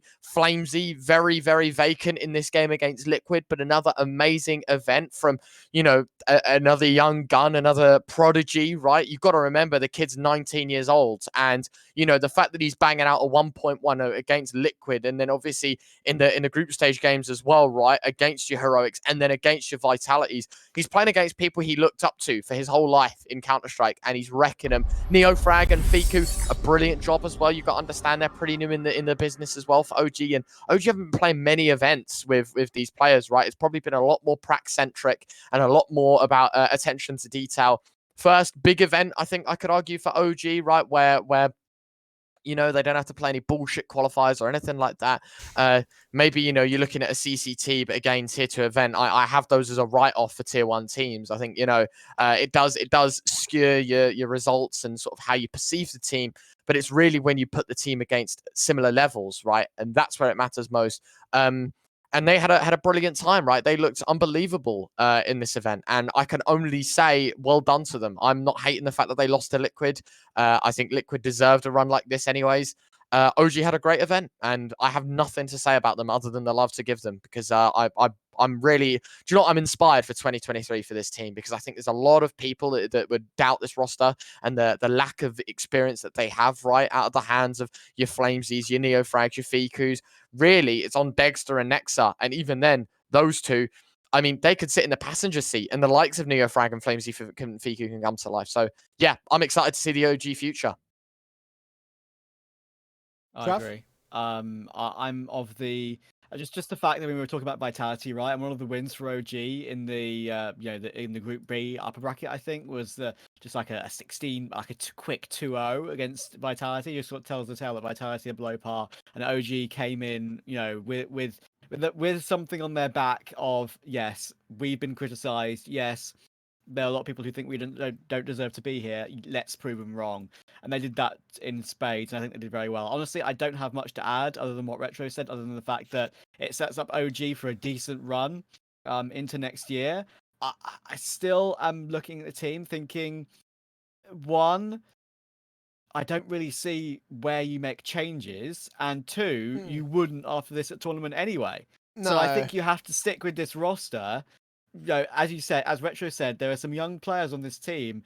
Build it and see if you can make some impact in like the first, maybe even 6 months of next year. Like, give it a lot of time. I think this team deserves a lot of time to see what they can do and see if they can, because this team has players which have been proven at the top level in Dexter and Nexa, and I trust in both of them.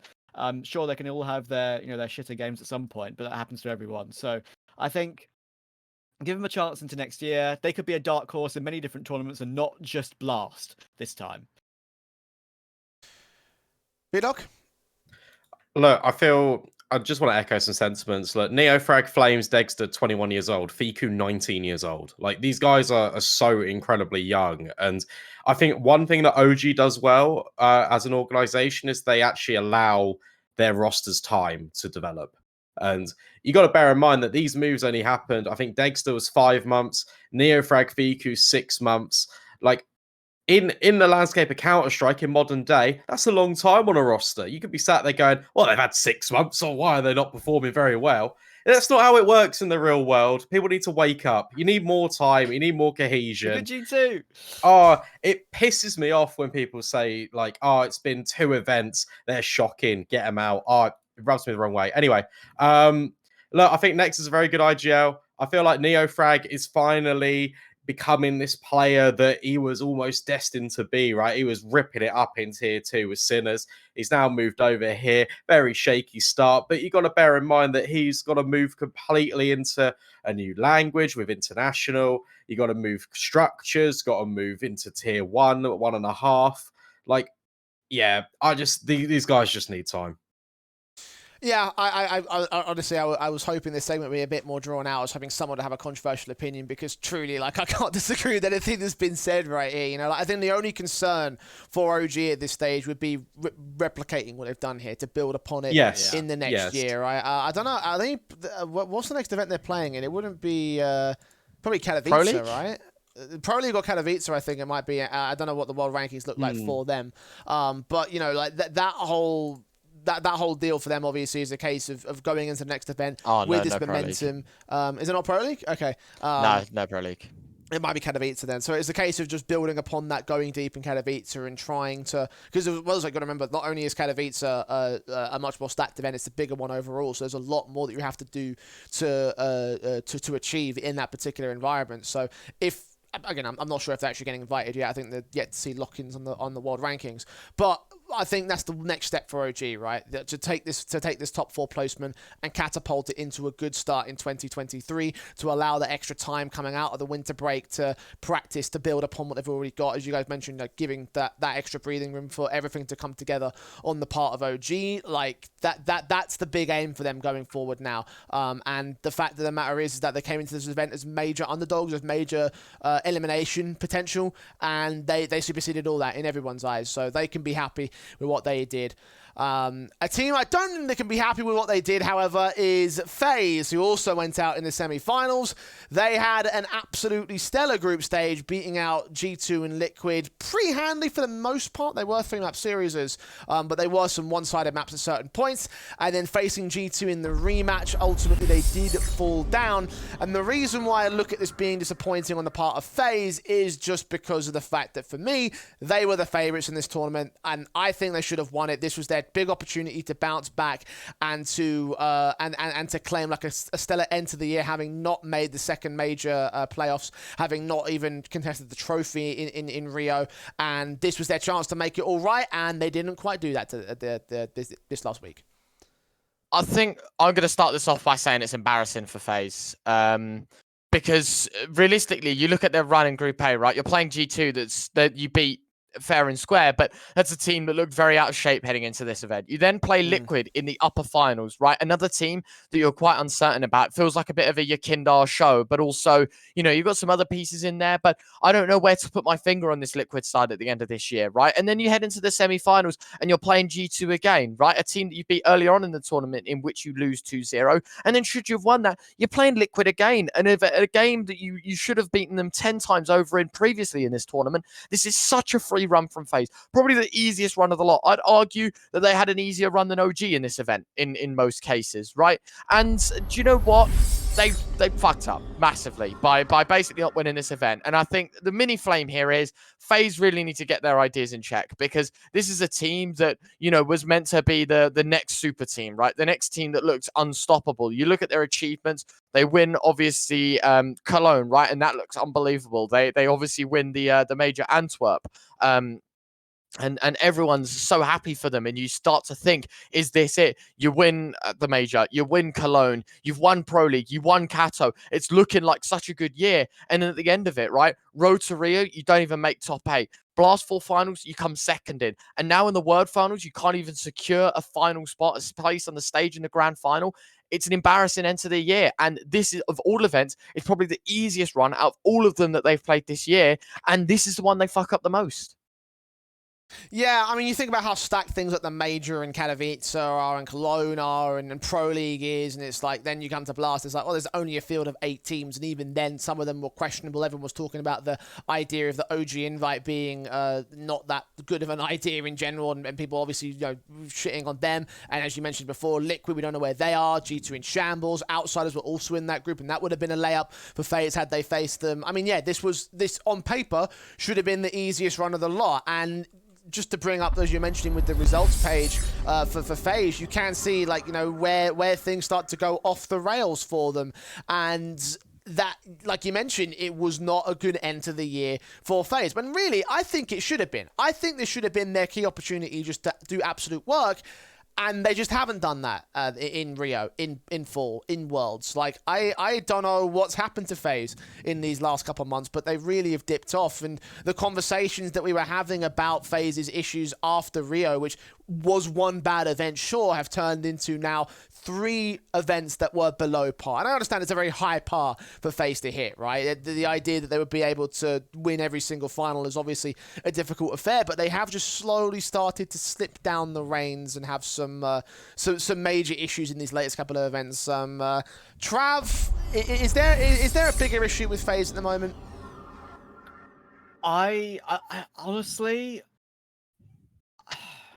my opinion is that FaZe shouldn't do anything. I think they should just keep working. They can try world check. I don't think there should be any personnel changes. Agreed. I think there should be, if there's going to be changes in this team, they should be role changes within the 5 they currently have in specific positions in maps to keep themselves fresh, see what works better for them. They showed that if they actually have their stars turn on, that they can perform at a good level, especially as we saw in the full final. That was a very close game, and I think that really could have gone either way. They've been the best team as a whole this year. They've won the most big events. This has been their year. Their fall off toward the end is, sure, it's very notable, but I think you have to go through at least until. Honestly, I'm saying, if you're FaZe, you don't even consider any changes unless it's really bad and you bomb out of like 3 S-tier events in a row in last place. I don't think you consider anything until maybe even Cologne next year, because I just don't see a world in which, 1, there is any better choices, 2, the camaraderie and and sort of personnel on this team has always been very good. They've worked very well together and they're very close as a group. Carrigan has his moments in big finals still, even if he performs below average numbers-wise. Rops, I would like to see him maybe be a little bit more aggressive sometimes, because there's been criticisms of, him not being in the right place at the right time and being too far away from the play in certain scenarios. Small little tweaks can keep this team, for me, as a contender for big events. I don't think you need to do anything drastic. And for me, Twists is in my team of the year and maybe even a better player this year, impact-wise, especially in big situations. I feel like he's had more impact than even a Zyro this year. Zyro's had that big performance in one event, basically, to win Pro League, and he has better rating, of course. But for me, I think Twists in general has been maybe even my entire player of the year. So I can't see a world in which you change anything. Role changes within the 5, yes. Personnel, no way. Yeah, I couldn't agree more with that. And I feel like I really want to reiterate how difficult it is and how much kind of we've got to give props to that Astralis era. Like everyone kind of talks about eras and they're like, oh, is it going to be an era? Are people going to have a good time?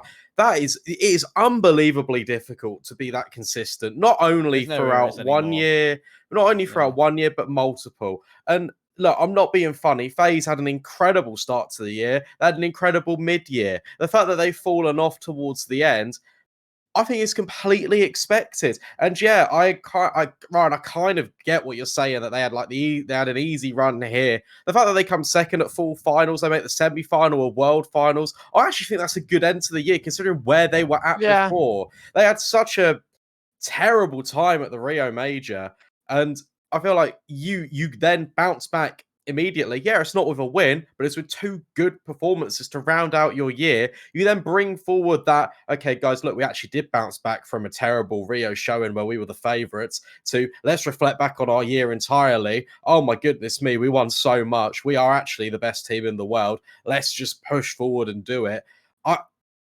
I don't agree with any personnel changes. I don't agree with the fact that people were saying that they have fallen off. It's true, but they've actually bounced back. And yeah, it's not a win, but for me, you've gone from the lowest to the low. You now put yourself in a semi-final. You put yourself in a second place finish in back-to-back events. It ain't bad to round out the year. Brandon, I'll ask one question. Sorry, Joe, to cut you off. I'll ask one question, and that is, Do you think that's the expectancy for FaZe though after the first half of the year? Of course it's not. Of course it's not. But you got to be realistic. You got to be realistic with how things develop. You can't be like, oh well, they've bombed out. They've gone 0-3 in the major. Let's win all of this stuff now. It doesn't work like that. Yeah. I think the thing about it is, and the reason why I sort of bring it to the table is the fact that I think that had they won this event, we could have called this the FaZe era. I think that when you consider the field of results that they got, because yeah, there's a lot of gold. There is a fuckload of gold in what FaZe have been able to achieve this year. I should just bring it up on screen real quick so we can, we can take a grand look at how 2022 really went for these guys, because it has been a stellar year. You're right about that. But I think even with the second place at Full Finals combined with the first place at World Finals, this could have been, right, FaZe era. There you go. 2022 was theirs, and now we are living in FaZe's world at this stage, right? Like, with the major in tow, with the Cologne victory, with the Katowice, they got the fucking triple crown in a single year cycle of this lineup, right? And then to add it all to the Blast World Finals and that make it the quadra crown. Fucking hey, well done, guys. You know, you've won not only both of ESL's main circuit events, you've also won a major and Blast's premier event. At that point, yeah, FaZe era. And that's why I'm sort of looking at it thinking that's why it's disappointing. The fact that it was so close to them being the undisputed greatest of the post-COVID era, right? Or the post-COVID, times, essentially, of the FaZe side. And I think that's what's the most disappointing to me, because it was also a loss to a team that came into this one as a broken squad, right? Like, I think everyone looked at G2 thinking they probably wouldn't do all the things that they have done, and FaZe had a couple of sitters. They beat G2 at one point. The rematch, in my opinion, should have also gone their way. It didn't end up doing that. They cracked on that big stage, and having that opportunity to make your era happen and not being able to hit that mark is going to be disappointing to the FaZe side for me. There you go as well. First on the Blast Premier World Leaderboards. No one's talking about that. Easy. Another dub. All of that money that goes in their pockets, Brandon. All of that money that goes in their pockets now. Yeah, I think for FaZe, it's just... I agree. There's no need for change, and this roster is really good. And although I gave them a lot of shtick at the beginning, I think now you gotta respect the year that they have had, right? And I mean, the flame comes from within this event, but as Brandon set up quite nicely, is they've had an unbelievable year, and I think they've ticked every box. They're the first team, right, to win Cologne, Katowice, and a major in a year, right? Like, they've won the 3 biggest events. The first team to ever do it in a year. No doubt that FaZe have sealed this as like an era for them. Like, this year has been their year. But as you said, Jay, I think the cherry on top really would have been a win here, and you can say you've won the biggest Blast event, you've won the 2 biggest ESL events, and you've won a major this year. I think that would be like the real, like, yeah, fair enough. FaZe have done really well this year. For me, a miss on that doesn't exactly do bad in terms of, you still rank them, I'd say, as the most consistent team this year. Agreed. I just think you would say, well, they've won it all, realistically, haven't they, in this year, had they have won the Blast Global Final. Although, yeah, sure, they did bomb out of the second major, you can't deny that the first 6 months of this year was an unbelievable one for FaZe. I think one thing I will say as well, just to finish off sorry, Jay, is the end of this FaZe situation is, even when they didn't look great, they were playing their B game, maybe even their C game sometimes, they found ways to win. The only real slip up the entire year is BNE in one game, I feel like. BO1s they should have won, but in BO3s, the only big one for me is BNE. And if you can go through an entire calendar year having one significant slip up, sure, it's at a pretty big time to have a slip up, but still, if you can go through that in such a competitive era, still find ways to win with below average performances, because you're just like the final boss of CS of 2022, yeah, you're absolutely fine. There's no worries. I think Go on, Dino. Sorry. I keep interrupting you, Jay. I'm so sorry. Mate, by all means, interrupt me all day, baby. All right. But for now, I feel like what I do want to say is the fact that FaZe have got these expectations on them to win everything, doesn't that say a lot about the team? Yeah, it does. And that's the thing. That's the point I'm making, right? Like, it's the difference between being the #1 team in the world and being considered one of the greatest teams of all time, right? You know, like, anyone can make a good tournament run and become the best team in the world for that week, right? Outsiders were number one team for 2 weeks. Back in the online era, Big were the number one team for a little bit a while, right? Like, it's a great achievement to have, but it's like FaZe have that potential to be era defining. They have the potential to have that whole period of history being known as theirs, and I think that that's one event could have been the one that defines it entirely for me, and for that reason, like, that's why I see it as a disappointment. And I don't disagree with anything you guys are saying. I don't think there should be roster changes. I don't think there should be any major adjustments to what FaZe have in terms of the lineup, because any change you make would make it worse, in my opinion. I don't think that they should be making changes right now, even looking at them. Maybe in 3 months' time, if they continue to not quite hit that level, if they don't quite live up to those expectations, there is something a bit more that you want to look at in roster moves then. Right now, absolutely not. I don't disagree with any of those factors, but I look at this and think this should have been theirs. I think FaZe really had the opportunity to dominate everyone, and they didn't do it. And that's just my read on the whole thing. Would you call it an era if they won like the first big event of 2023 and do the Grand Slam? Yeah, actually I would. Because Grand Slam obviously includes all the ESL events. Yeah, they were so close to the Grand Slam this year, weren't they? Yeah, they were. Really would have put them, like, that would have cemented it for sure. They would have won everything, wouldn't they? Like Grand Slam, Major, all the big ESL events, plus Global Final. See, like, it would have been unreal. Like, an era is very loosely defined, but it definitely, like, has its level of greatness, right? And for me, what would have defined the era was to get the Quadra crown. Major, Katowice, Cologne, World Finals. And if they were able to maybe, I don't know, if they missed out on this one, sure, but if they're able to go so far as to win Katowice next year and get the Grand Slam, yeah, I consider that the FaZe era, personally. Cool. Right on. So FaZe, it might be bleak for this event, but next year could still be their year all the same. Out in the semi-finals to the G2 esports side, and of course it was G2 versus Liquid in the grand finals of this particular event. And I guess we'll start with the Liquid side on this one, guys, because I honestly have had such little faith in North American teams overall that I didn't know what to expect of Liquid coming into this one. I wouldn't have been shocked if they had gone out in last place in similar story. I was hoping they wouldn't be able to do that, but they made the grand finals, and for them it's pretty good. I'm not sure this is going to be replicated, lads. I'm getting very similar outsiders vibes to the major sort of thing in terms of what Liquid have done in this event, because I don't know, just something does not gel with me with how this run went. So for me, Liquid are at a point where they're on the edge of glory. You can sing the song if you want. I think that the only thing holding them back, unfortunately, because I think Nitro, it can be amazing, and I think you may know where I'm going with this, is OC. If they have an AWPer that can hit better shots. Sorry, because I just flashed the stats up on screen. Nitro's the only red player. B-Dog said Nitro, and Trav's like, you know where I'm going with this? It's OC. Like, what? I go for just a bit of just trolling you there. Don't worry about it. Like, honestly, I feel like your AWPer should be. What, you're being serious? One of the higher ranked. No, I'm being completely serious. I feel like if you want to win a final, an S-tier final, I don't think your AWPer can go 29 to 34 with a 0.8 rating. Do you know what? I agree with both of you. I think OC definitely could have had a better event, but I think Nitro is the big issue here, right? And Okay. I'd argue that maybe, yeah, you do need a better AWPer, but also I feel like you need a better piece to back up on. And there's no replacement was not for that. OC. That's the thing. There's no replacement for OC. There's no other North There's no AWPer. it doesn't need to be. Oh. I don't know. I just think he's not there yet. Like, he can be. He's so close. But he's not getting the good performances in the final. Get Nitro out this team, man. Okay. All right. I'll let you have it. Who IGL's in instead? Tell me. Who you doing? Anyone else?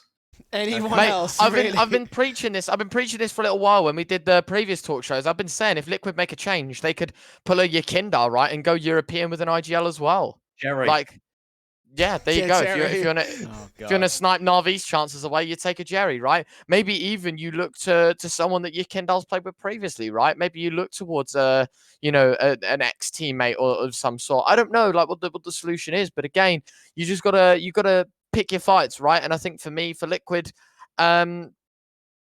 Yeah, I mean, Kindar did have a very, very vacant grand final. I will admit to that. But I think you have got to look at the consistency in terms of looking at a broader picture across the whole event. There's one man that's in the red. I mean, we've just seen it, right? And I think for Liquid, OC, sure, maybe not the best AWPer in the world, and I think Brandon will agree with that at least. You know, he's not a simple.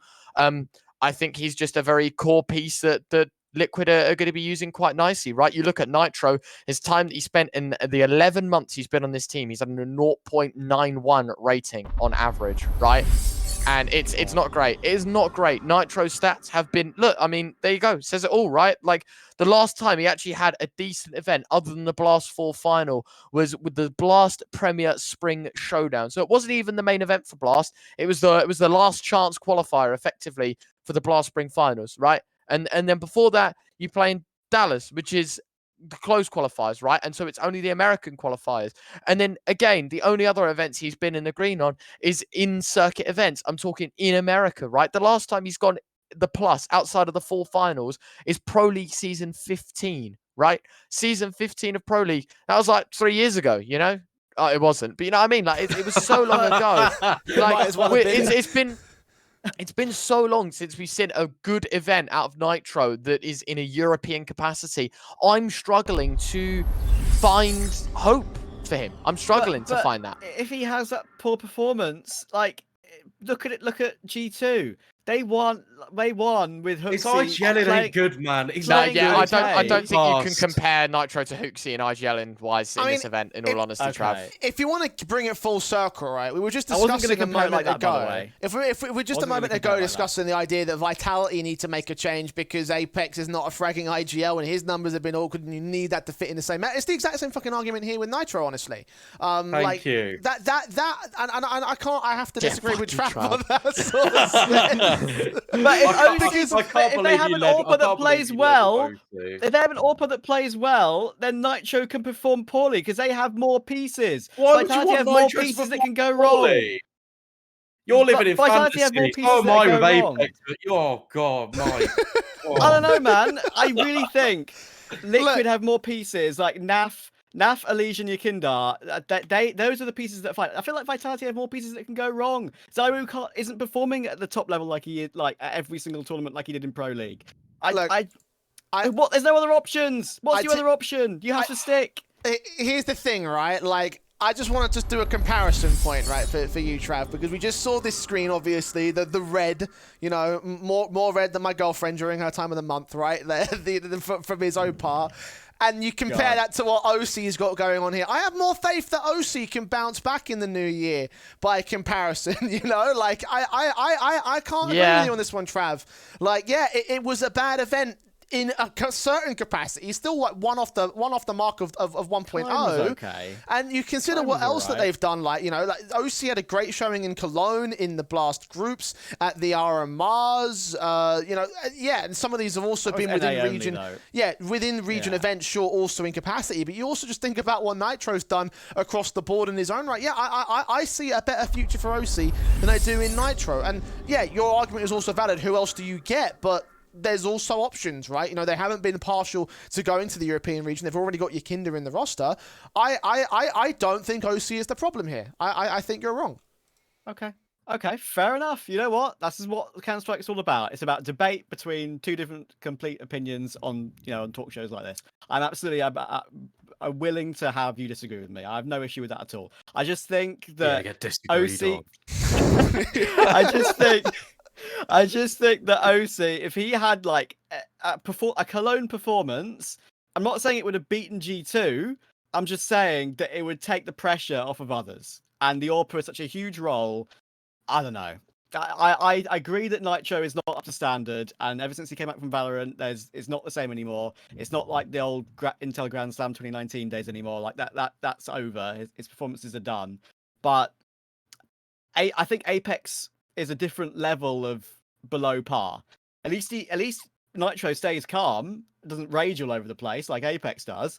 I don't know. I think there's a significant difference. I think you are right, Trav. I think there is a world, right, in which that if you just take the names out of it and you look at the values, right, your AWPer especially in Europe amidst the top teams, is the best player, right? I'm thinking of your Simples on Na'Vis. I'm thinking your Zywus on Vitality. You know, you want to make comparisons in this event, right? And you want to talk about AWPers, then you look towards Acadian, right? On Heroic, you look towards your AWPers across the board. Your James on Outsiders. You're looking at you're basically your centerpiece is always your AWPer, it feels like, in these events, right? And another example is Dexter, as I hyped him up earlier on, right, in the semi-finals, in that we aren't seeing a Dexter-esque performance. We're not seeing a Simple-esque performance that all of these top teams that are having good runs in these big events that all have in common, right? And I think that's where the relation I can get with your point, Trav.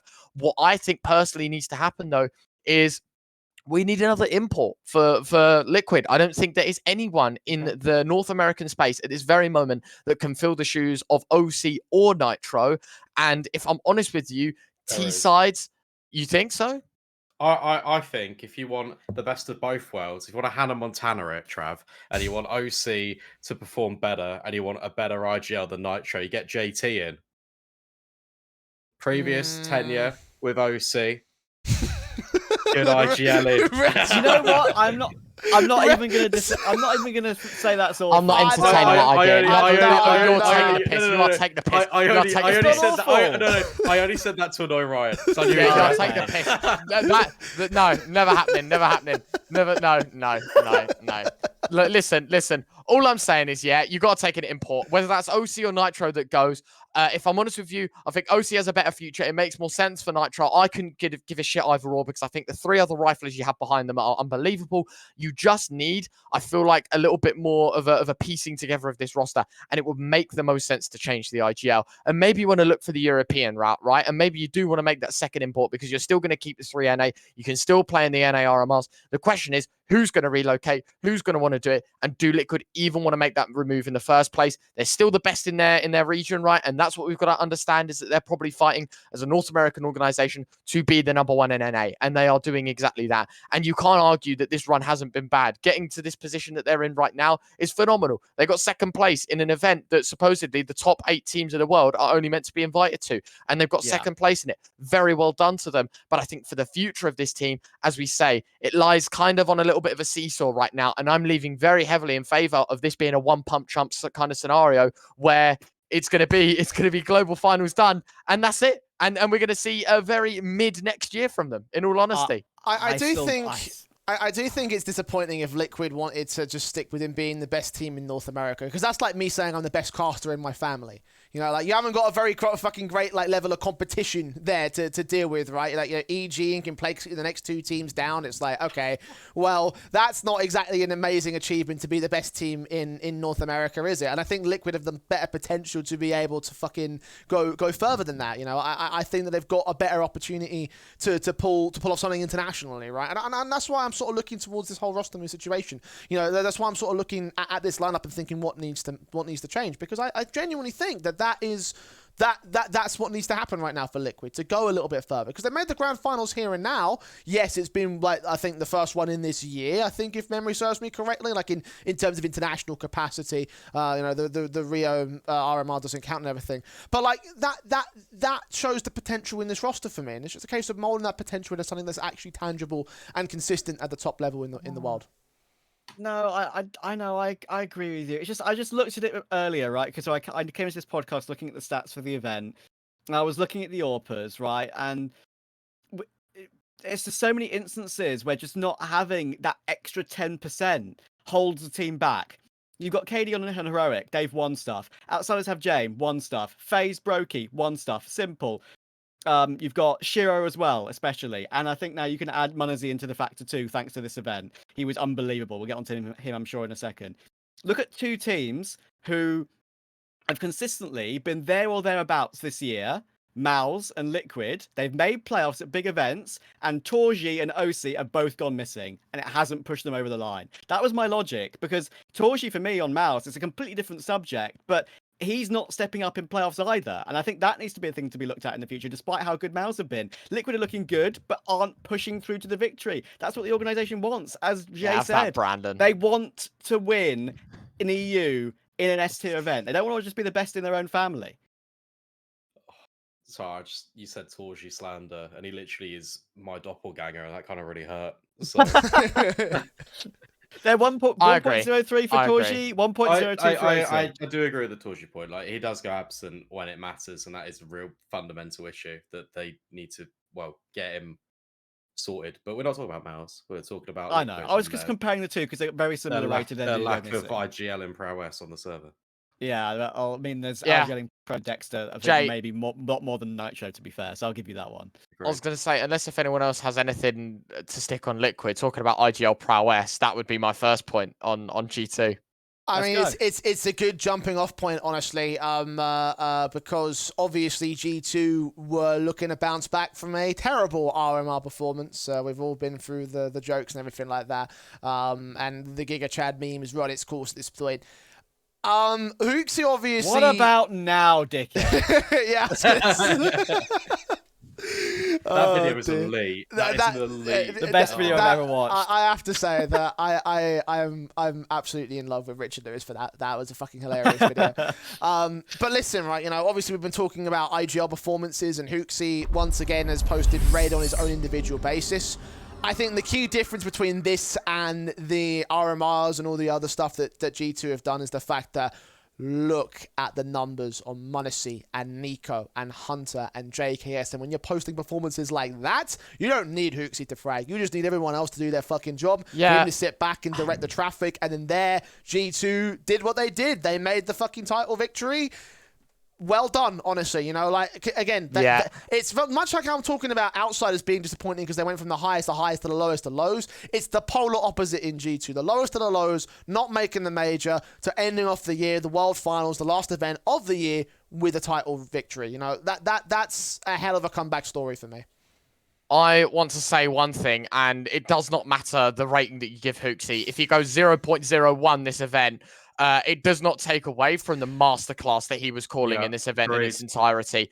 Quite honestly, T-Side's, I'm sorry, T-Side Inferno against Liquid, they got schooled so hard by Hooksy. He knew exactly what he was doing. He knew how to move to pieces. He had a great game. And sure, as I said, it doesn't matter how he does.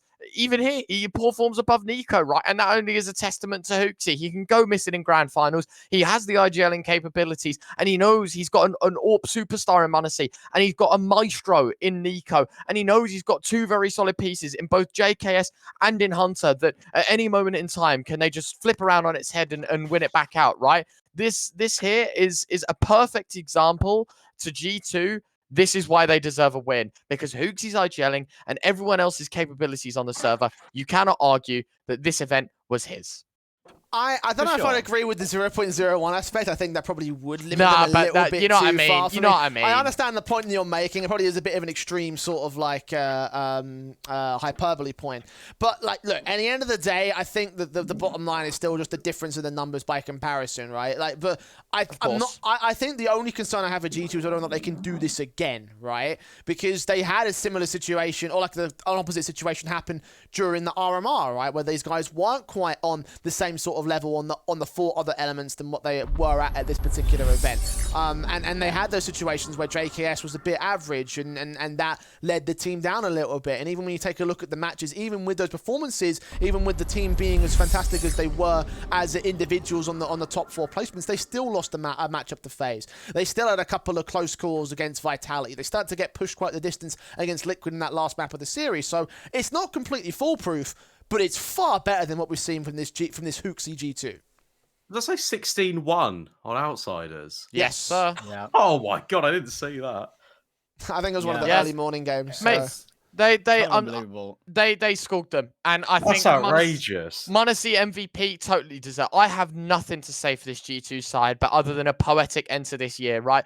For Hooksy as well, after everything he's been through in this event, obviously his dad passed away. I think it was literally like the day he flew out, right? It was like super close to the event. He chose to stick with his team. He chose to battle out for one final time, and he won the whole fucking event with him. And I couldn't have argued it any other way. m0NESY played out of his mind. The kid is unbelievable. NiKo, again, proving he deserves to be up there. He deserves to be winning titles. He is a star rifler that deserves that recognition. And you can't argue for the rest of G2 that they've been looking unreal recently in this event. And you know what? Maybe the major result has put a lot of doubts in our mind. I think it's proof to exactly what Brandon was saying about OG for now, this G2 statement, right, is that when you stick with the team long enough, and you even look at Vitality as well, right, when you stick with a team long enough, the results will come in. And finally now, under Hooksy's calling, the Chad meme continues, because he really, really, like, I'm in awe of how well he called in. Can we in please this event. not bring the Giga Chad meme back? It's been overdone to death. You know, I mean, I'm Yeah. happy to give Hooksy some praise, but let's not do Giga Chad anymore, please. Thank you. Sorry. What I will say is that it seemed like it definitely felt like the stars were aligning for me for G2 in this event. I mean, you have Munazi having literally the best performance of his young career so far. There's going to be plenty of those in the future. I'm absolutely certain of it. And you had JKS winning those like 2 ridiculous rounds, basically single-handedly at the end of Nuke against FaZe. It's 14 all. He has 2 mouse wheel jumps and basically wins 2 rounds on his own, even though he's half mid-air for a second. I still can't believe he got away with that. So it's just a combination of those things combining of just stars aligning in that sense, and of course JKS in general in the final as well had a really, really good performance, and it's him having a slow start in this G2 team is one of the reasons I think why it sort of was slow to begin with as well, the whole roster. So that's what's that's what was worrying to begin with. But if he can continue that form, then there's no reason why they can't into the next year. It's a weird one though, isn't it? Because I made a tweet the other day. I think it's like on one side of the coin, it's they're all delighted after an insanely tough year. But surely, if this was a poor event, you would be planning to make changes going into 23, especially if Hooksy's calling was poor. But you can't make them now. You would think that maybe there'd be dilemmas in abundance. But after this particular event and how Hooksy rang rings around most of their opponents, like everything seemed to click, and there's no dilemmas anymore. It's almost like the top teams let G2 win, so they think they're sick going into next year, and then they're just going to click. All the other big teams are going to click again and destroy him again. But no, that's obviously just a joke. But it's weird how just suddenly it was all there and all brilliant. It's unbelievable. It does show to me a few more of the flashes of brilliance that we could see from G2, because like you think about like previous events in the year, right? And I think back to mostly Pro League season 16 where we saw that top 4 placement. I was thinking, yeah, do you know what? Some of these matches, they wasn't the most solid run in the world, but I think some of those matches proved that G2 could hang. They could do some decent work in terms of making it to the top 4 placement. They had to face at least one decent opposition, if memory serves me correctly. I think the concerns are the fact that you have these 2 like significant events, and then there's a little bit more of a drop-off in between that point. Again, the RMR, we've memed that. Top 6 at full finals and the second to last place position is something, you know, that I think that it's one of those things where, yes, it's a great event right now, but the question is, will it be replicated in the future? Just like I'm talking about with OG, right? The idea of them having to build upon what they've established here in the World Finals. A similar story for G2, right? Because I don't think it's completely foolproof. But it is fantastic, you know, and on an individual basis is what it's down to. And in particular, it's fantastic for one of the key players on this roster, right? Munazi has obviously dominated the board when it comes to this team individually, but he's dominated the board for every fucking event that he's played so far this year. Like, you want to talk about Rookie of the Year or like, you know, rookie nominations for Counter-Strike. It's not even a nomination. It's not even a contest. Munazi is the guy. Like, being a fucking risky pickup for G2 at Katowice, going second at that event and then just blasting everyone out of the water in that point. Yeah, he's the guy. He's the guy this year. Look at his numbers as well. Is him. Look at his numbers when Hooksy's come in compared to Alexi B as well. Look at how much more consistent that is as well. 1.3, 1.2s, all across the board. That's one thing I do want to, again, it was all linked back into this Hooksy conversation. The way he's utilizing Munazi is a lot better than Alexi B was. And you can just tell just by watching the demos, watching the games. Munazi looks like a different player, which is scary when you think about how good he was when he first joined the team. It's weird, isn't it? It's as I think I saw a tweet from the legendary AZS, I think the other day. I think he said, "Wonder what Alexi B." Here we go. Wonder what Alexi B fanboys have to say about Hooksy doing what he couldn't with the same players. Shush emoji.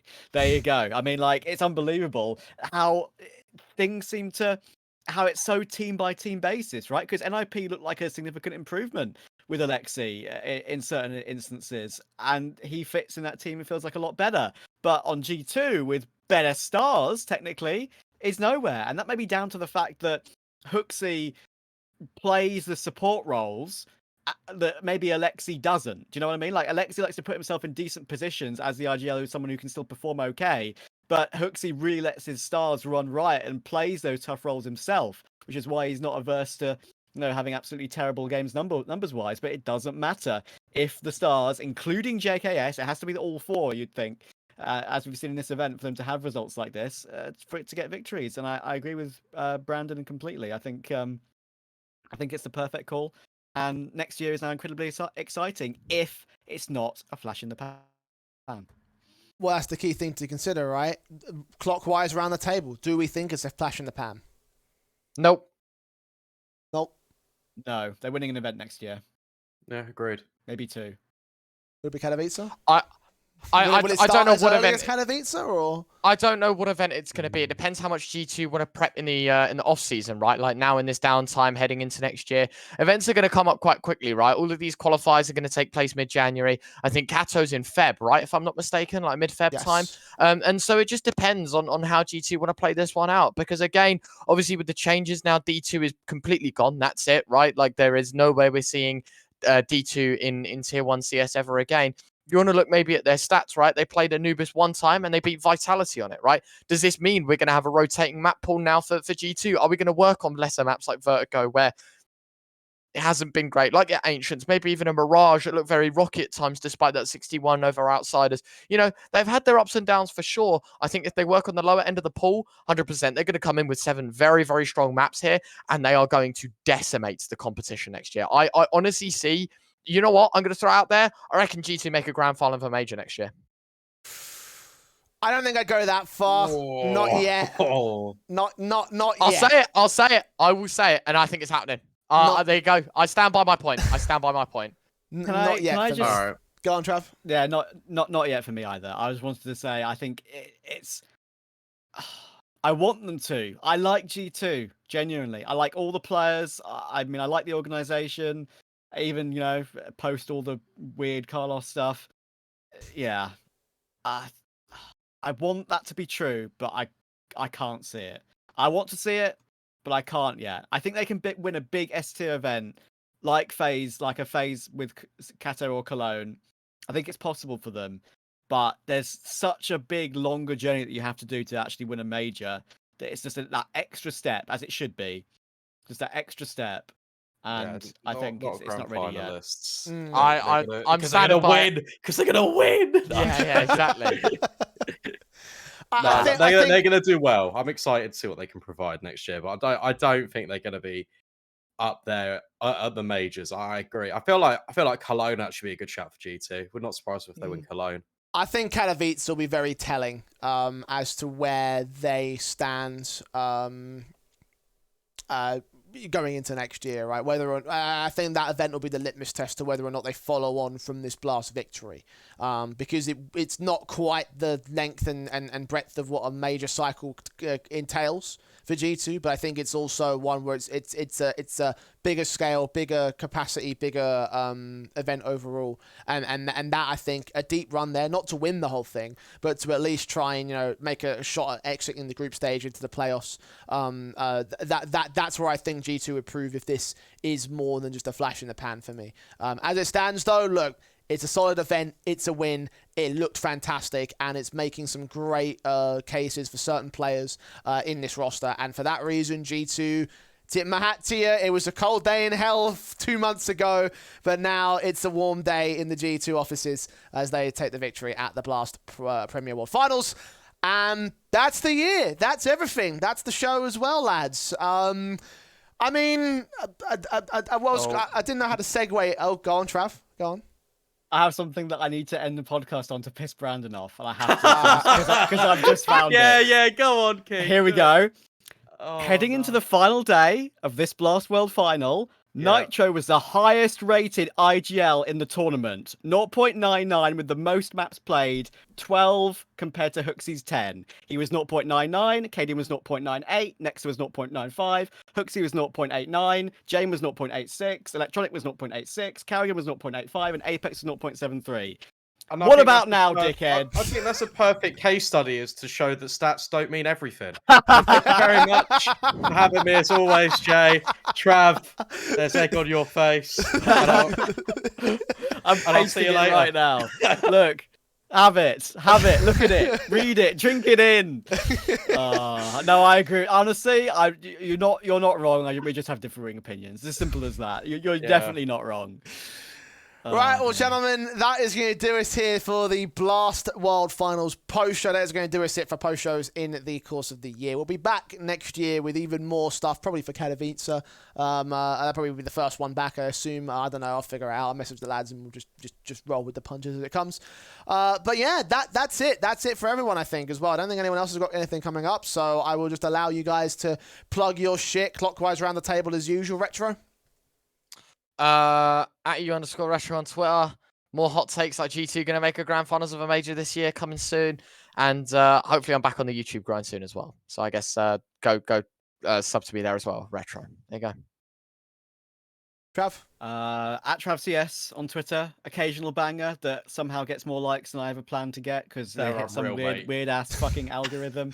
But yeah, don't follow me. Follow Brandon instead because he clearly has better thoughts on IGLs. So yeah, don't worry about me. My thoughts are all terrible. But he agreed with me on the config to Apex one. So you know what? Sometimes you win them, sometimes you don't. It's the theory of life. Have a lovely Christmas. Love you all. Thanks for having me. Oh yeah, on, Merry Jay. Christmas. Shit, yeah. Much love. Well, I think you should definitely follow the winner of the Tier 2 EU and CIS Awards Caster of the Year, B-Dog. So, plug your shit, mate.